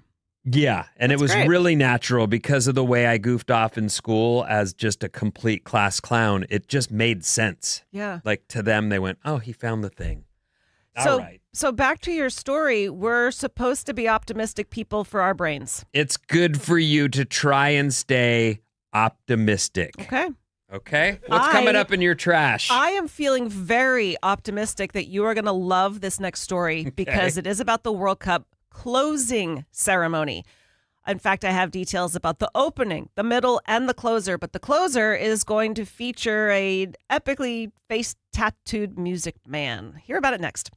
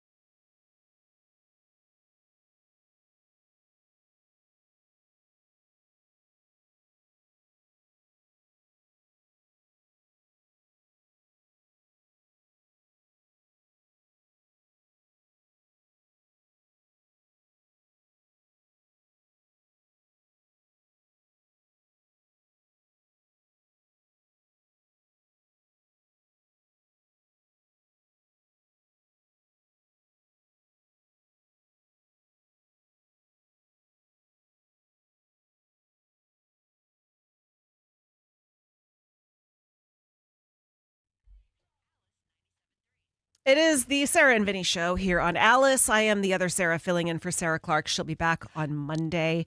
Everyone talking about the World Cup. Hold on, before you go any farther, I just want to mention face just lit up. Well, you just posted something, or is that's from 3 hours ago. Yeah. Sarah on the Air is where other Sarah can be found on Instagram. There's a post of you buy some beer. Is that where you watched the game yesterday? No, that's like when I first got here. I was like, I gotta go find a brewery. Oh, okay. So that is Bartlett Brewing Company, and they're right down the street from here. And they had mostly their own beers, and it was really good. I had an IPA, and then I had a dark beer. Check her out on Instagram, Sarah on the Air. I'm sorry for interrupting. That's okay. I just saw your face and went, hey, there you are. I'm glad that my face made you smile. Yep. So that's a great picture. But the other picture that's making waves, Vinny, I'm going to show it to you. Have you seen this picture of Lionel Messi? That is him. That is him very young. Very young. This is a very old picture. This is 2007. And so this picture went viral probably at the very beginning of World Cup. It is Lionel Messi with Yamal in a bathtub. Who's Yamal? He is playing for Spain. Ah! So How funny. there he is in the bathtub, and Lionel Messi is like holding him. Hi, little baby, you're so cute. Now they're playing against each other in World Cup. I saw a kid, shouldn't say kid. I saw one of the players. A lot of these guys are tattooed up. And he had 2001 tattooed right on above his Adam's apple. And I was like, 2001? That's when he was born, probably. Holy crap. Yes. They're just babies. Lionel Messi is 39, and this guy, 19. Uh-huh. Playing in the World Cup. But what the heck is the story of this photo? Because why was he with this baby in a bathtub? Yeah, what's that all about? It's his dad was a soccer player. The babies. The baby's dad. And so they were friends. Yes. So is he like what do they call those? Godfather or something like that? I don't think so. I think it was like, I know this person who, because Lionel Messi was famous back then. He was of course. a superstar. Yep. And it was like, oh, I got this in. Let's introduce the baby. We'll have him take pictures with our kid, and it's going to be amazing. Okay. The bathtub, Bob, I get I don't it is understand. a little weird. I'm not even saying it's weird because it might not be weird, but I'm saying I don't understand how the baby got in a bathtub. I will say that we don't quite understand the level of celebrity that soccer stars have that's worldwide. true. Mm-hmm. Like, I think if you looked it up today, the number one highest followed celebrity might be a soccer player. Yeah, I is think it you're right. Cristiano Ronaldo or I think or it it might be is. Messi? Or I don't know. Beckham. Yes. Okay, so here I'm seeing 20-year-old Lionel Messi first crossed paths with this infant during a promotional charity photo shoot in Barcelona. All right. Why is the baby in a bathtub at a charity shoot? Some sort of calendar shoot, and the baby was going to be part of it. Okay. So you're talking about followers. Cristiano Ronaldo has 950 million followers. Yep, me too. Messi's got 620 million followers. And then a cricket guy. Oh, Yeah. that's cool. Oh, cricket, the sport. Yeah. Got The first like American sport to come in is LeBron James basketball. I swear to God, Jiminy went through my head. I swear to you. Follow me. Okay. All right, let's talk about what else is happening in the World Cup. Obviously, it's the big match. It's happening at noon on Sunday. But we are now finding out there's going to be a pre, a middle, and a post. Speaking of Post Malone. He is going to be taking part as the closing ceremony headliner. So he is going to perform ahead of the tournament. So it's super confusing. So this is the closing because it's the final day. He is going to be performing before the match starts. And yet there's still going to be a halftime show. Yeah, he's not part of the halftime show. Right. So we're finding out some of the other people who are going to be taking part: Tom Cruise, Jennifer Hudson, Nicole Scherzinger, and Robbie Williams, who, if people don't know him, he is a massive pop star in England. Now, they're also then having the halftime show, which we've talked about. We don't understand how this is going to work. The 11-minute performance curated by Chris Martin of Coldplay will feature Shakira, Madonna, BTS, Justin Bieber, and Coldplay. I don't know how they do that. I know there's medleys that can be put together by very talented people, and maybe each of them get a piece of one of their songs. I also would imagine they could pick one song and each do pieces of it, although that doesn't... We are the world. That doesn't make a lot of sense, though, does No. it? I don't know how that's going to work. I know J Hud, you said she's going to be performing before the show. Is that what you said? She is part of the before the show. I think I heard that she's doing the national anthem. She that makes sense. She performed at the All-Star game and looked great and sounded great. Good. And it wasn't, I think it was America the Beautiful is what she's saying for the All-Star game in baseball a couple days ago. But okay, so she hopped a plane and she's making the rounds. Good. She is great. Where was the All-Star game? Philly. Okay, so she doesn't have far to go. This is in New York. Right. Yeah, just hops on the train. The game is in America. She's going to be on Amtrak. George. Thank Yeah, you. right up the street. I'm thinking Europe. Of course I am. So Shakira, Madonna, BTS, Justin Bieber, Coldplay. What is that? 5, 1, 2, 3, 4, 6 people. They each get a minute. I don't know how you do it, but I'll be interested to watch. I'm actually really into the soccer and wish I'd gotten or had more time to take it in. Now that we're at the pointy part of the tournament, there's just not enough games left. Yeah. There's 2. Saturday for third place, Sunday for first. All right. Well, it's going to be an epic soccer weekend. One Think of thing the positive. I'll give you, and on the positive as well, you're starting to see little trickles of the NFL and college football come up as well, which I'm into. So One thing, but I will say before we go to break, I saw Halloween candy in the store the other day. I'm not okay with that. I saw the stuff at Costco. The Yeah. lawn installations have begun. So when Vinny just said, "Oh, you're starting to see the football and stuff," I'm like, "Yeah, that makes sense." Oh wait, no, it doesn't. We still have 2 months. right, but Month and a half. the stores and the party people are into Halloween and get started early. A friend of mine in our neighborhood, we go all out, Oh, cool. and some of the houses go out even more than we do. So it's intense. One of my neighbors was like, "I think I'm on the verge of selling foot picks so I can afford the." She was kidding, of course, but she's like, "That's how into all of the decoration. They get pricey, and not only pricey, but where are we going to put all this crap?" Yeah.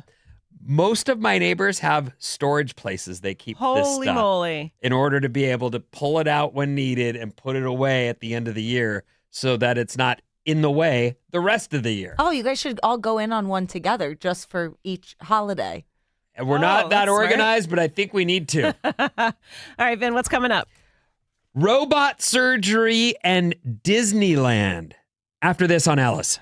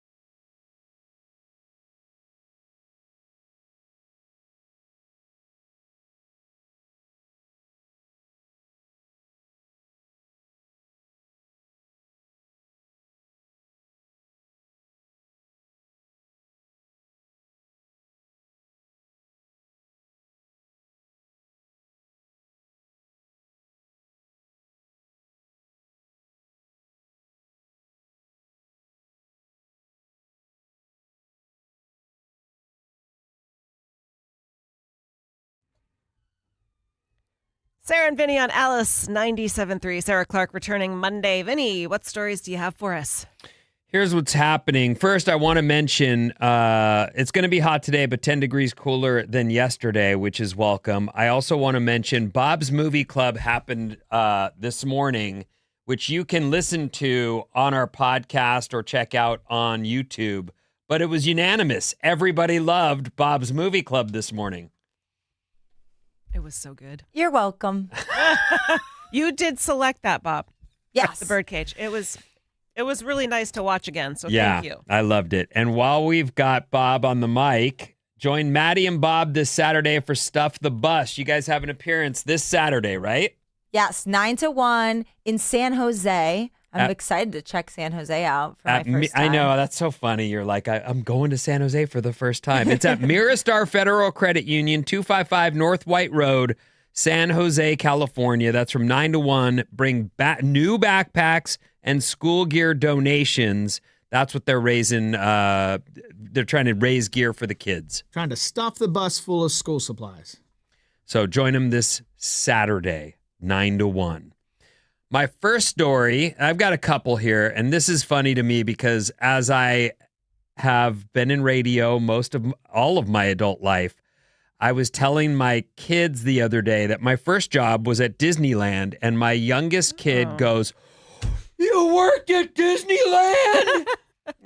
I'm also on the radio every day here in the Bay Area, but I worked at Disneyland when I was 11. Yes, I was a shoe shine boy backstage, which is what they called the place where the employees would get their uniforms on. And the barber at Disneyland, who had a location right there in the backstage area, was my buddy's dad. Okay. And so he was like, I need someone to man the shoe shine chair. And I thought, money? I want money. Sure. And at Disneyland? So I went in every day. Anyway. That's so cool. It was a very cool, one of my first jobs. A security dog at Disneyland named Benny has officially retired after 6 years helping keep the park safe. They threw him a special retirement party where he ate his first ever hot dog and did one final demonstration of his security skills. He plans to spend his retirement chilling at home and enjoying hikes. While we're talking about retirement, a woman posted a video of I think GoFundMe can be abused, and certainly you can be tricked into donating money to people who suck and are just stealing. But I also think when you see those stories where someone is elderly and people notice that this person's why are you still working? 'Cause I'm broke. Yeah. That's why I'm still working.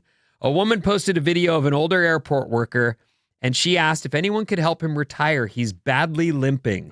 The man was identified as James Blair. He's a 64-year-old veteran who was dealing with some serious knee problems.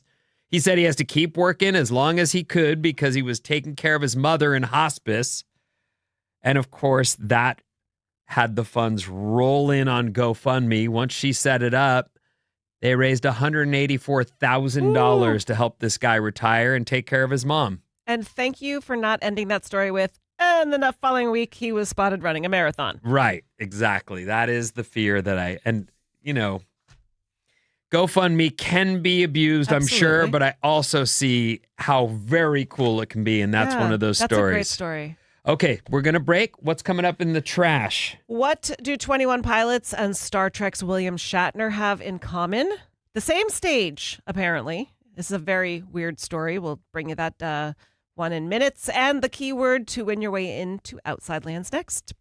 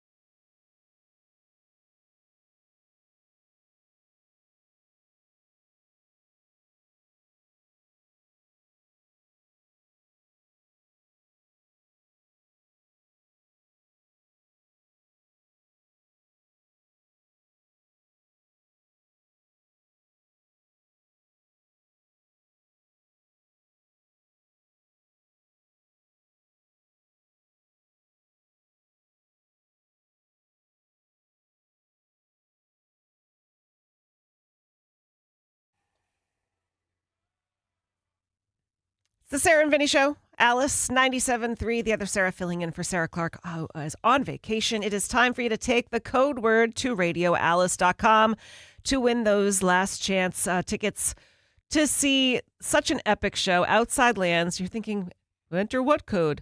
The code word is DAY. Day, D-A-Y. Take that right now to radioalice.com. It is pick your day tickets to Outside Lands featuring Charlie XCX on Friday, The Strokes on Saturday, Rufus Du Sol on Sunday, and a ton of other artists performing. August 7th through the 9th, Golden Gate Park. That word again is day. Take that to radioalice.com. That is day, courtesy of Another Planet Entertainment. It's going to be a fun show. You're going to want those. Speaking of fun shows, you might want to plan a trip to Chicago. Riot Fest 2026. Who's going to be there, you ask? Riot Fest. I'm not familiar with the name, but I don't know that it's necessarily your musical choice. Tool. I love Tool. Tool Do you really? I do might too. be on the list of my favorite all-time bands. Pierce the Veil, 21 Pilots, and William Shatner. I don't know. One of these things does not belong. And while I'm familiar with Pierce the Veil and Tool, and what was the other band? 21 Pilots. And 21 Pilots is. Have you seen them live? I haven't. I heard it's amazing. I was so blown away by these guys because I thought they were fairly new and it was a stadium show, and I just thought they're not going to be able to. And it's two guys. It's not even. Yeah. And they crushed that place. Oh. Like, I couldn't believe it because I'm familiar with shows and the venues, and they were reaching the far back of this giant venue, and everybody was into it. I've heard they're super, They're and now great. they're going to be super with William Shatner. So he's going to be in the band with them? No, he has a heavy metal project featuring geez. Marcus Nand. Let's see, former Ozzy bassist Phil Soussan, the guy from Vixen, which is like an 80s hair metal band. Funny. So he's coming out with the heavy metal song. He's collaborating with Rob Halford from Judas Priest. Oh, that's legit. Now, if you're not familiar with William Shatner, known best for Star Trek, back in the 80s, he was on, what was the name of that show? TJ Hooker. That's the one. Yes. Okay. By the way, he's 95 years old. 95 years old. And previously, he has had a couple of songs come out, albums come out. I think the most famous one he did was with Pulp. And then he got together with Zakk Wylde that did Iron Man. These are kind of spoken word. Oh, this is it?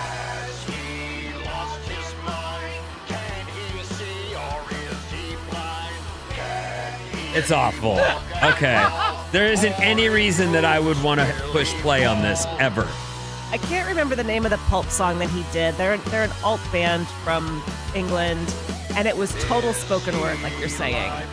It is. Okay, that's what I thought he'd been doing. Ordinary He's trying to sing here. Well, yeah. You can hear it. He said, "I've always believed that music, like space, is about Oh, boy. exploration." That's good. Very well done. All right, someone else coming out with a new album that's a little bit unexpected, shall we say. Anthony Hopkins. Anthony Hopkins, you think a glass of Chianti, fava beans. Silence of the Lambs, yes. Well, now you can He's think done a million things, and yet that's right now I have no other names of stuff he's done. Anybody? Remains of the Day. I never saw that. Bob, Anthony you have a movie Hopkins. club. What has Anthony Hopkins been in? I don't know. Yeah, it's crazy. He's The Silence of the Lambs. Then he did Hannibal. I'm looking at it now. Same character. So what else? The Mask of Zorro. He was in Thor. Meet Joe Black was a good one. I've never heard of that. As famous There has to as be this more guy stuff. is, No, there's there's more. Like he was in Elephant Man in 1980. Yeah, I think it's really just Hannibal Lecter. It's Hannibal Lecter. It's is okay what- to be known for one amazing thing you've Sure, done. you're right. Well, now you can know him for music. Is he collaborating with Zakk Wylde? No. It is classical. It is orchestral. He has been writing this for 60 years. He's coming out with an album that he did with like a full orchestra. So he created the music, the songs. I don't know what you call it, the compositions. Okay. This is something called Life is a Dream, coming out on CD and vinyl. Proceeds will go to the United Nations Development Fund to support the people of Venezuela. Okay. They got some issues. Apparently, Anthony Hopkins started piano at age 4 and studied music and thought he was going to go into classical music. I love when you know someone in a specific, art, and then it turns out they're just a full-on talent show at all times. There are people you see.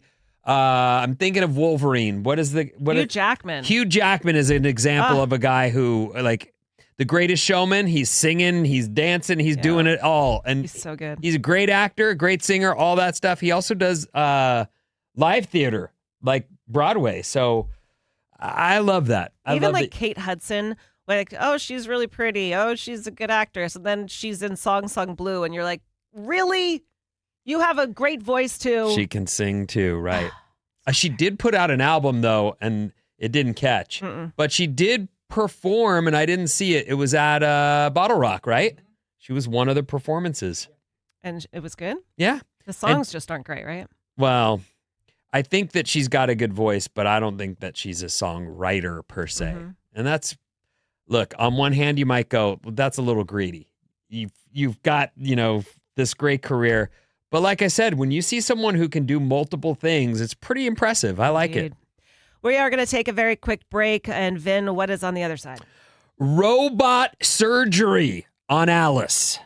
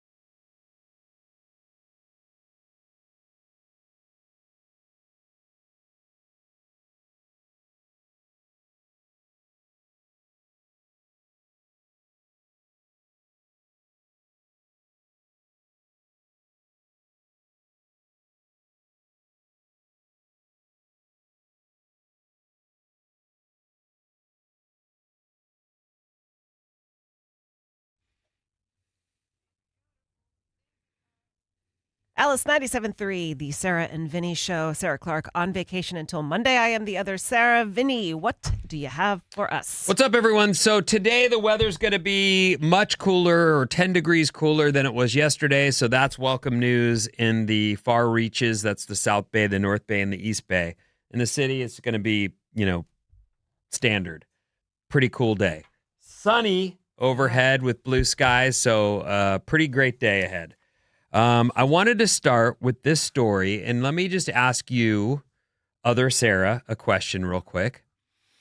So in terms of, and I don't know your age specifically, but as you have been aging, are there things on you where you're like, I want to get, you said you had foot surgery because you broke your foot. Are there things on you where you're like, oh, I really want to get, do you think about face surgery? Do you think about maybe a shoulder injury from years past where you're like, I'm just going to go get that fixed? Or Yeah, well, my husband needs to have his rotator cuff fixed, and he's procrastinating it because surgery sucks. It does, and shoulders specifically are something that I've had to go through. And as a surfer, you're using your shoulders. It's the only, and so I was out of the water for a long time because the shoulder injury was major. It was bugging me. So my foot doctor, I told you earlier, I've had 3 surgeries on this broken foot, and I'm like, I am done. He's like, you should really have bunion surgery. Apparently I have a bunion. And he said, sometimes you have a pain in that joint of your big toe, which will go away once you have the bunion surgery. I said, well, how long am I in a boot? He said, 3 months. I'm like, no, thanks. Also, would you consider that an upsell?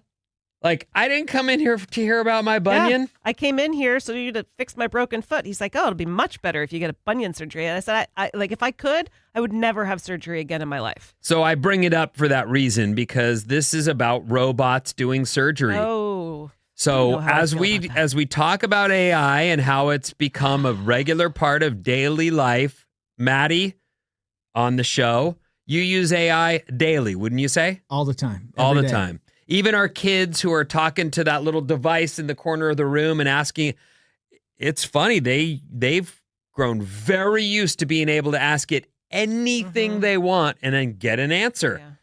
A pair of humanoid robots crossed a major medical milestone this week after successfully performing gallbladder removals in pigs for the first time at UCSD down south. That's UC San Diego. So they're saying that this is something that they did with an engineer and a surgeon, but the humanoid robots, the arms, were done, well, by robot. And so I'm curious if you guys if you would sign up for that. You've had 2 hip replacements, Maddie. Yeah, and both of them were done with a robot mapping everything out, and part of it was done with a robot. So it's already in. Wow. So when you say a robot, do you mean it was like the literal metal arm thing comes out and like cuts into your hip? And I don't think so. The surgeon still did that, but I know that, like, as far as mapping out like where they had to cut off bone and put in new bone and all of that was all mapped out on a computer and then put into something. I was knocked out at the time, so I don't. That's a relief. Yeah. But so the physical stuff, though, you do believe was still done by a human person. Yes, but with a lot of help from a computer and a robot. Well, these surgeries done down in San Diego, they used humanoid robots, and they're showing pictures of these guys in the room. Oh, they're so cute. But I wouldn't mind if it was going to be something that was expertly done.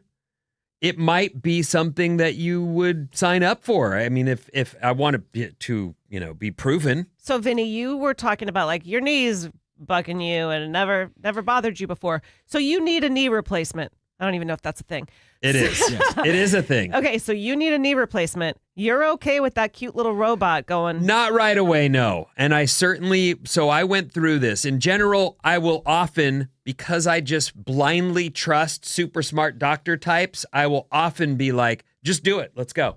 Mm-hmm. And I did that with my shoulder problem. I was talking to a doc about it, and then I talked to and it may have even happened where I I talked about it on air and people started texting and going, that doesn't always go well. Oh. Your shoulder has a very different range of motion than your knee does. So the knee, they kind of have figured out. The hip, Maddie was up and walking around within 2 weeks, right? Yeah, I was back to work after a week. But a shoulder has a range of motion that often doesn't come back to normal. And so for the rotator cuff, I don't know exactly, but for me, I was told you could get frozen shoulder.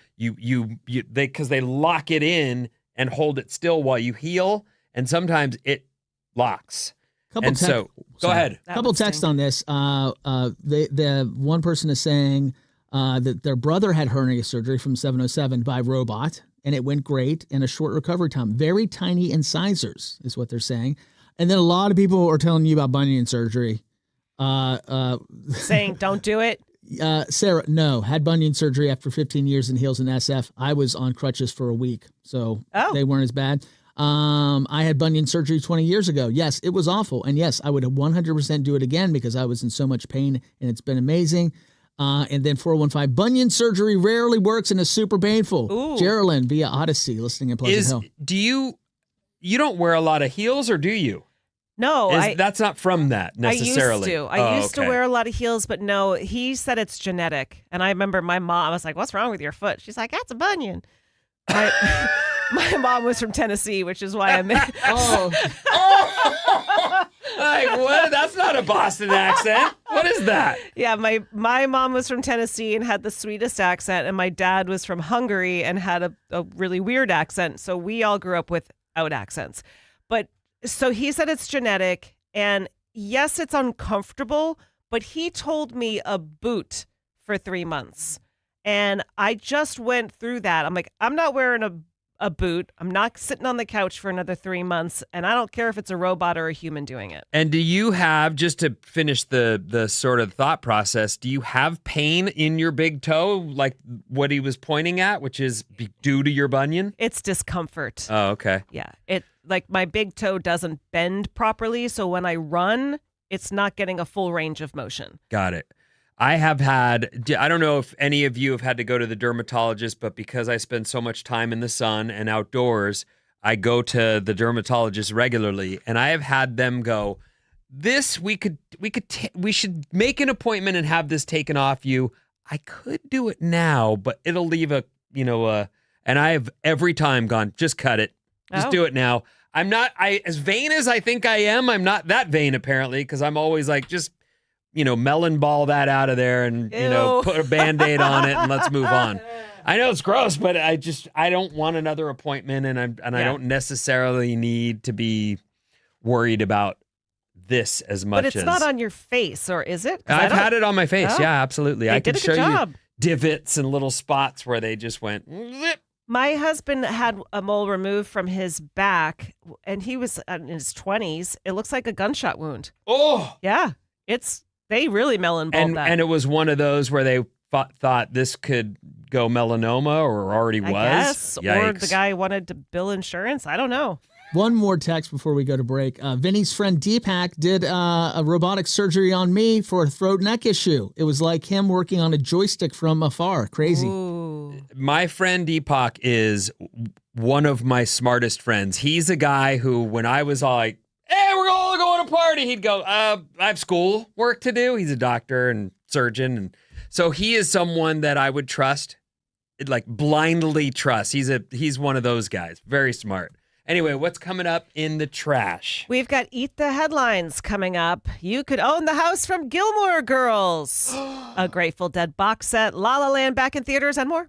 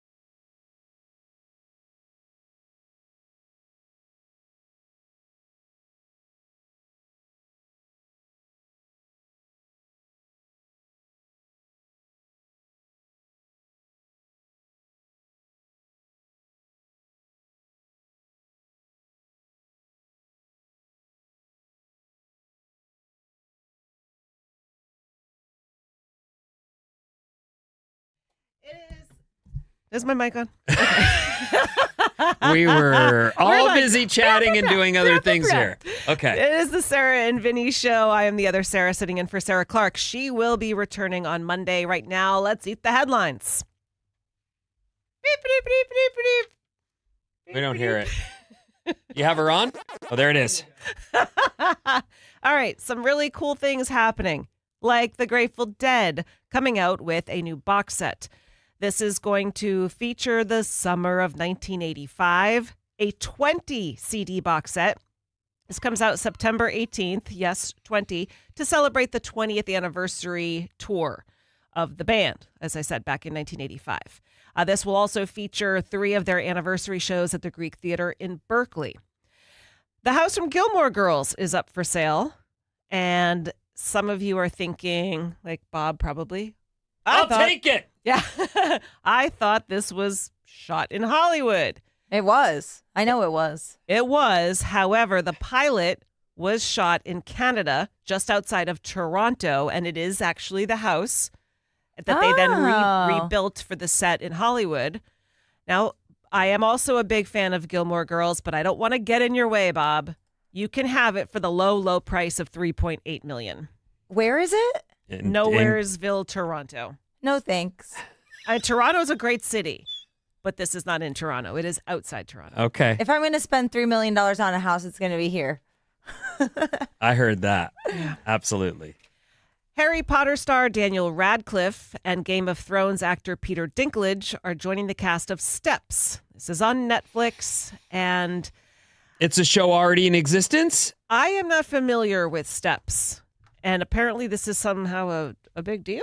Okay. Well, the Harry Potter kids are huge. Steps, flat surfaces placed one above another. Okay. Steps, the Google doesn't TV always show. work exactly right. It hasn't started yet. It's an animated fantasy comedy film. All right. I did see, I don't know if you guys saw this yesterday, but Ariana Grande was, I think she put out a TikTok where she is doing the voices of all of the Harry Potter characters. I did see that. She's so good. She's really good. She's super talented. We talked about. Yes. She's super talented. I don't find her likable, but I do think that I'll watch her do those impressions. I'll listen to her music. Yeah. I just don't think she's that likable. And you guys had both said, you and Maddie both said, oh, she's so good at impressions. You didn't watch her do that. Like, no. And then all of a sudden, there she is doing Harry Potter. I'm Dobby. But hers was so much better than mine. Like, wow. Keep trying. Yeah. She needed some good PR. That's why she did that. Oh, you think so? Probably. 100%. Okay. That's kind of like Bob comes in and goes, we have to do a TikTok, everyone. And we always go, all right, what do we do? Amanda. Oh, was that the sound? Yeah, that's the Oh. sound. I'm filling in. I don't know what these things are. You don't All know Pac-Man? Of course I know Pac-Man, but okay, I Eat get the it now. Eat headlines, the right. headlines. Okay. What was he eating? Pac-Man. Dots and ghosts. Power balls, power dots. Oh, that's what they're called? Power something, balls? Yeah. Okay. Guillermo del Toro is preparing an extended cut of Frankenstein. So this movie came out critically acclaimed, but now he's coming out with the reborn cut of Frankenstein, which is 8 minutes longer. Oh, we did Frankenstein for Bob's Movie Club. Oh, and how did you guys like it? I couldn't get through it. It's long, no doubt. What do you think, Bob? I liked it. I'll never watch it again, and I don't think I'm going to follow him as a filmmaker. Oh, He's made the same kind of story over and over again. I don't know. It's not for me. I like the way his movies look, and they are pretty dark. Mm-hmm. But this is going to sound super nerdy, but Frankenstein's one of my favorite books. So I was like, I know what's about to happen. Right, of course. And- Well, it's a story that's been told a million times. Yeah. And that's okay. I mean, I think that one of the I have a problem with the way that we always remake things just because I saw the original and I don't want to see the remake. But I do think young people want to see it with today's technology and want to see it in a way that they can connect to it with their actors. In this case, it was, what's the handsome young... Jacob Elordi. There's Oh, yeah. like that's the guy of today. So I'm sure young people would rather see that than see the original black and white or Yeah, any of the no, other that's a good point. versions. I think it is an important story. I understand why it's your favorite. It doesn't seem like people are listening to the message, but No, and it is written beautifully. If you haven't read it, I mean, you know the story, so it's probably going to be just as no fun for you. And lastly, La La Land will be returning to theaters. The 10th anniversary re-release begins on August 16th. I hated that stupid Yay! movie. I just hated it. Did you like it? I never saw it. Oh, okay. Whoa! It's so good. it's delightful. You both You love guys it? I love La La Land, and I don't like musicals, but I have a couple of the songs on my playlist from that. Really? I loved that movie. I'm not into musicals. I That's my didn't. problem. Well, I'm normally not. I've become more into them because I have a theater kid, and so now I've had to see and hear it all. Like you sat through her tryout the other day, right? At the party, my daughter corners her and says, "This is what I'm singing for my tryout." So she says this to me yesterday. I got my tryout for audition, Vinny. It's audition. audition tryout for. My audition song for A Christmas Carol. And I went, wait a minute. What did you sing to me the other day? She goes, that's for the spring show. I've got my song for the spring show, but now I figured out my song for this coming fall's show. I'm like, you got to be kidding me. You're a year out from the show. I used to do like 3 shows a year at least. Yeah, she's totally on it. Anyway, because it's in my house, I do see these things. La La Land, the wrong guy gets the girl in that movie, as far as I'm concerned. Spoiler alert. Sorry. Right? But is that why I don't you didn't disagree. like it? The ending is not it's not typical, and I think that they could have ended it nice if they wanted to, but I wanted him to end it know. nice. The boy should be with the girl. It was ruined for me. Oh. When there's movies that have bad endings, I pretend and I recreate it in my own head, and that's the one I'm going to remember. Right. So recreate it. La La Land, the guy gets the girl. It's a happy ending. Oh, what a great movie. Doesn't she like walk in with her new husband? Yeah, or it's in his club. Yeah. Yeah, and he's singing and she's watching with her partner, and I'm thinking, oh, please get up and grab the guy at the piano and just love each other. No, but that that's is how what life happens. goes. What's that? That's what happened. Right, that is what happened if I get to end it. Okay. And, I mean, it goes to Bob's point that she has brought up this week of the twin flame, and they're not always meant to be, Vinny. Sorry. What song are you about to hit the button for, Maddie? Harry Styles. On Alice.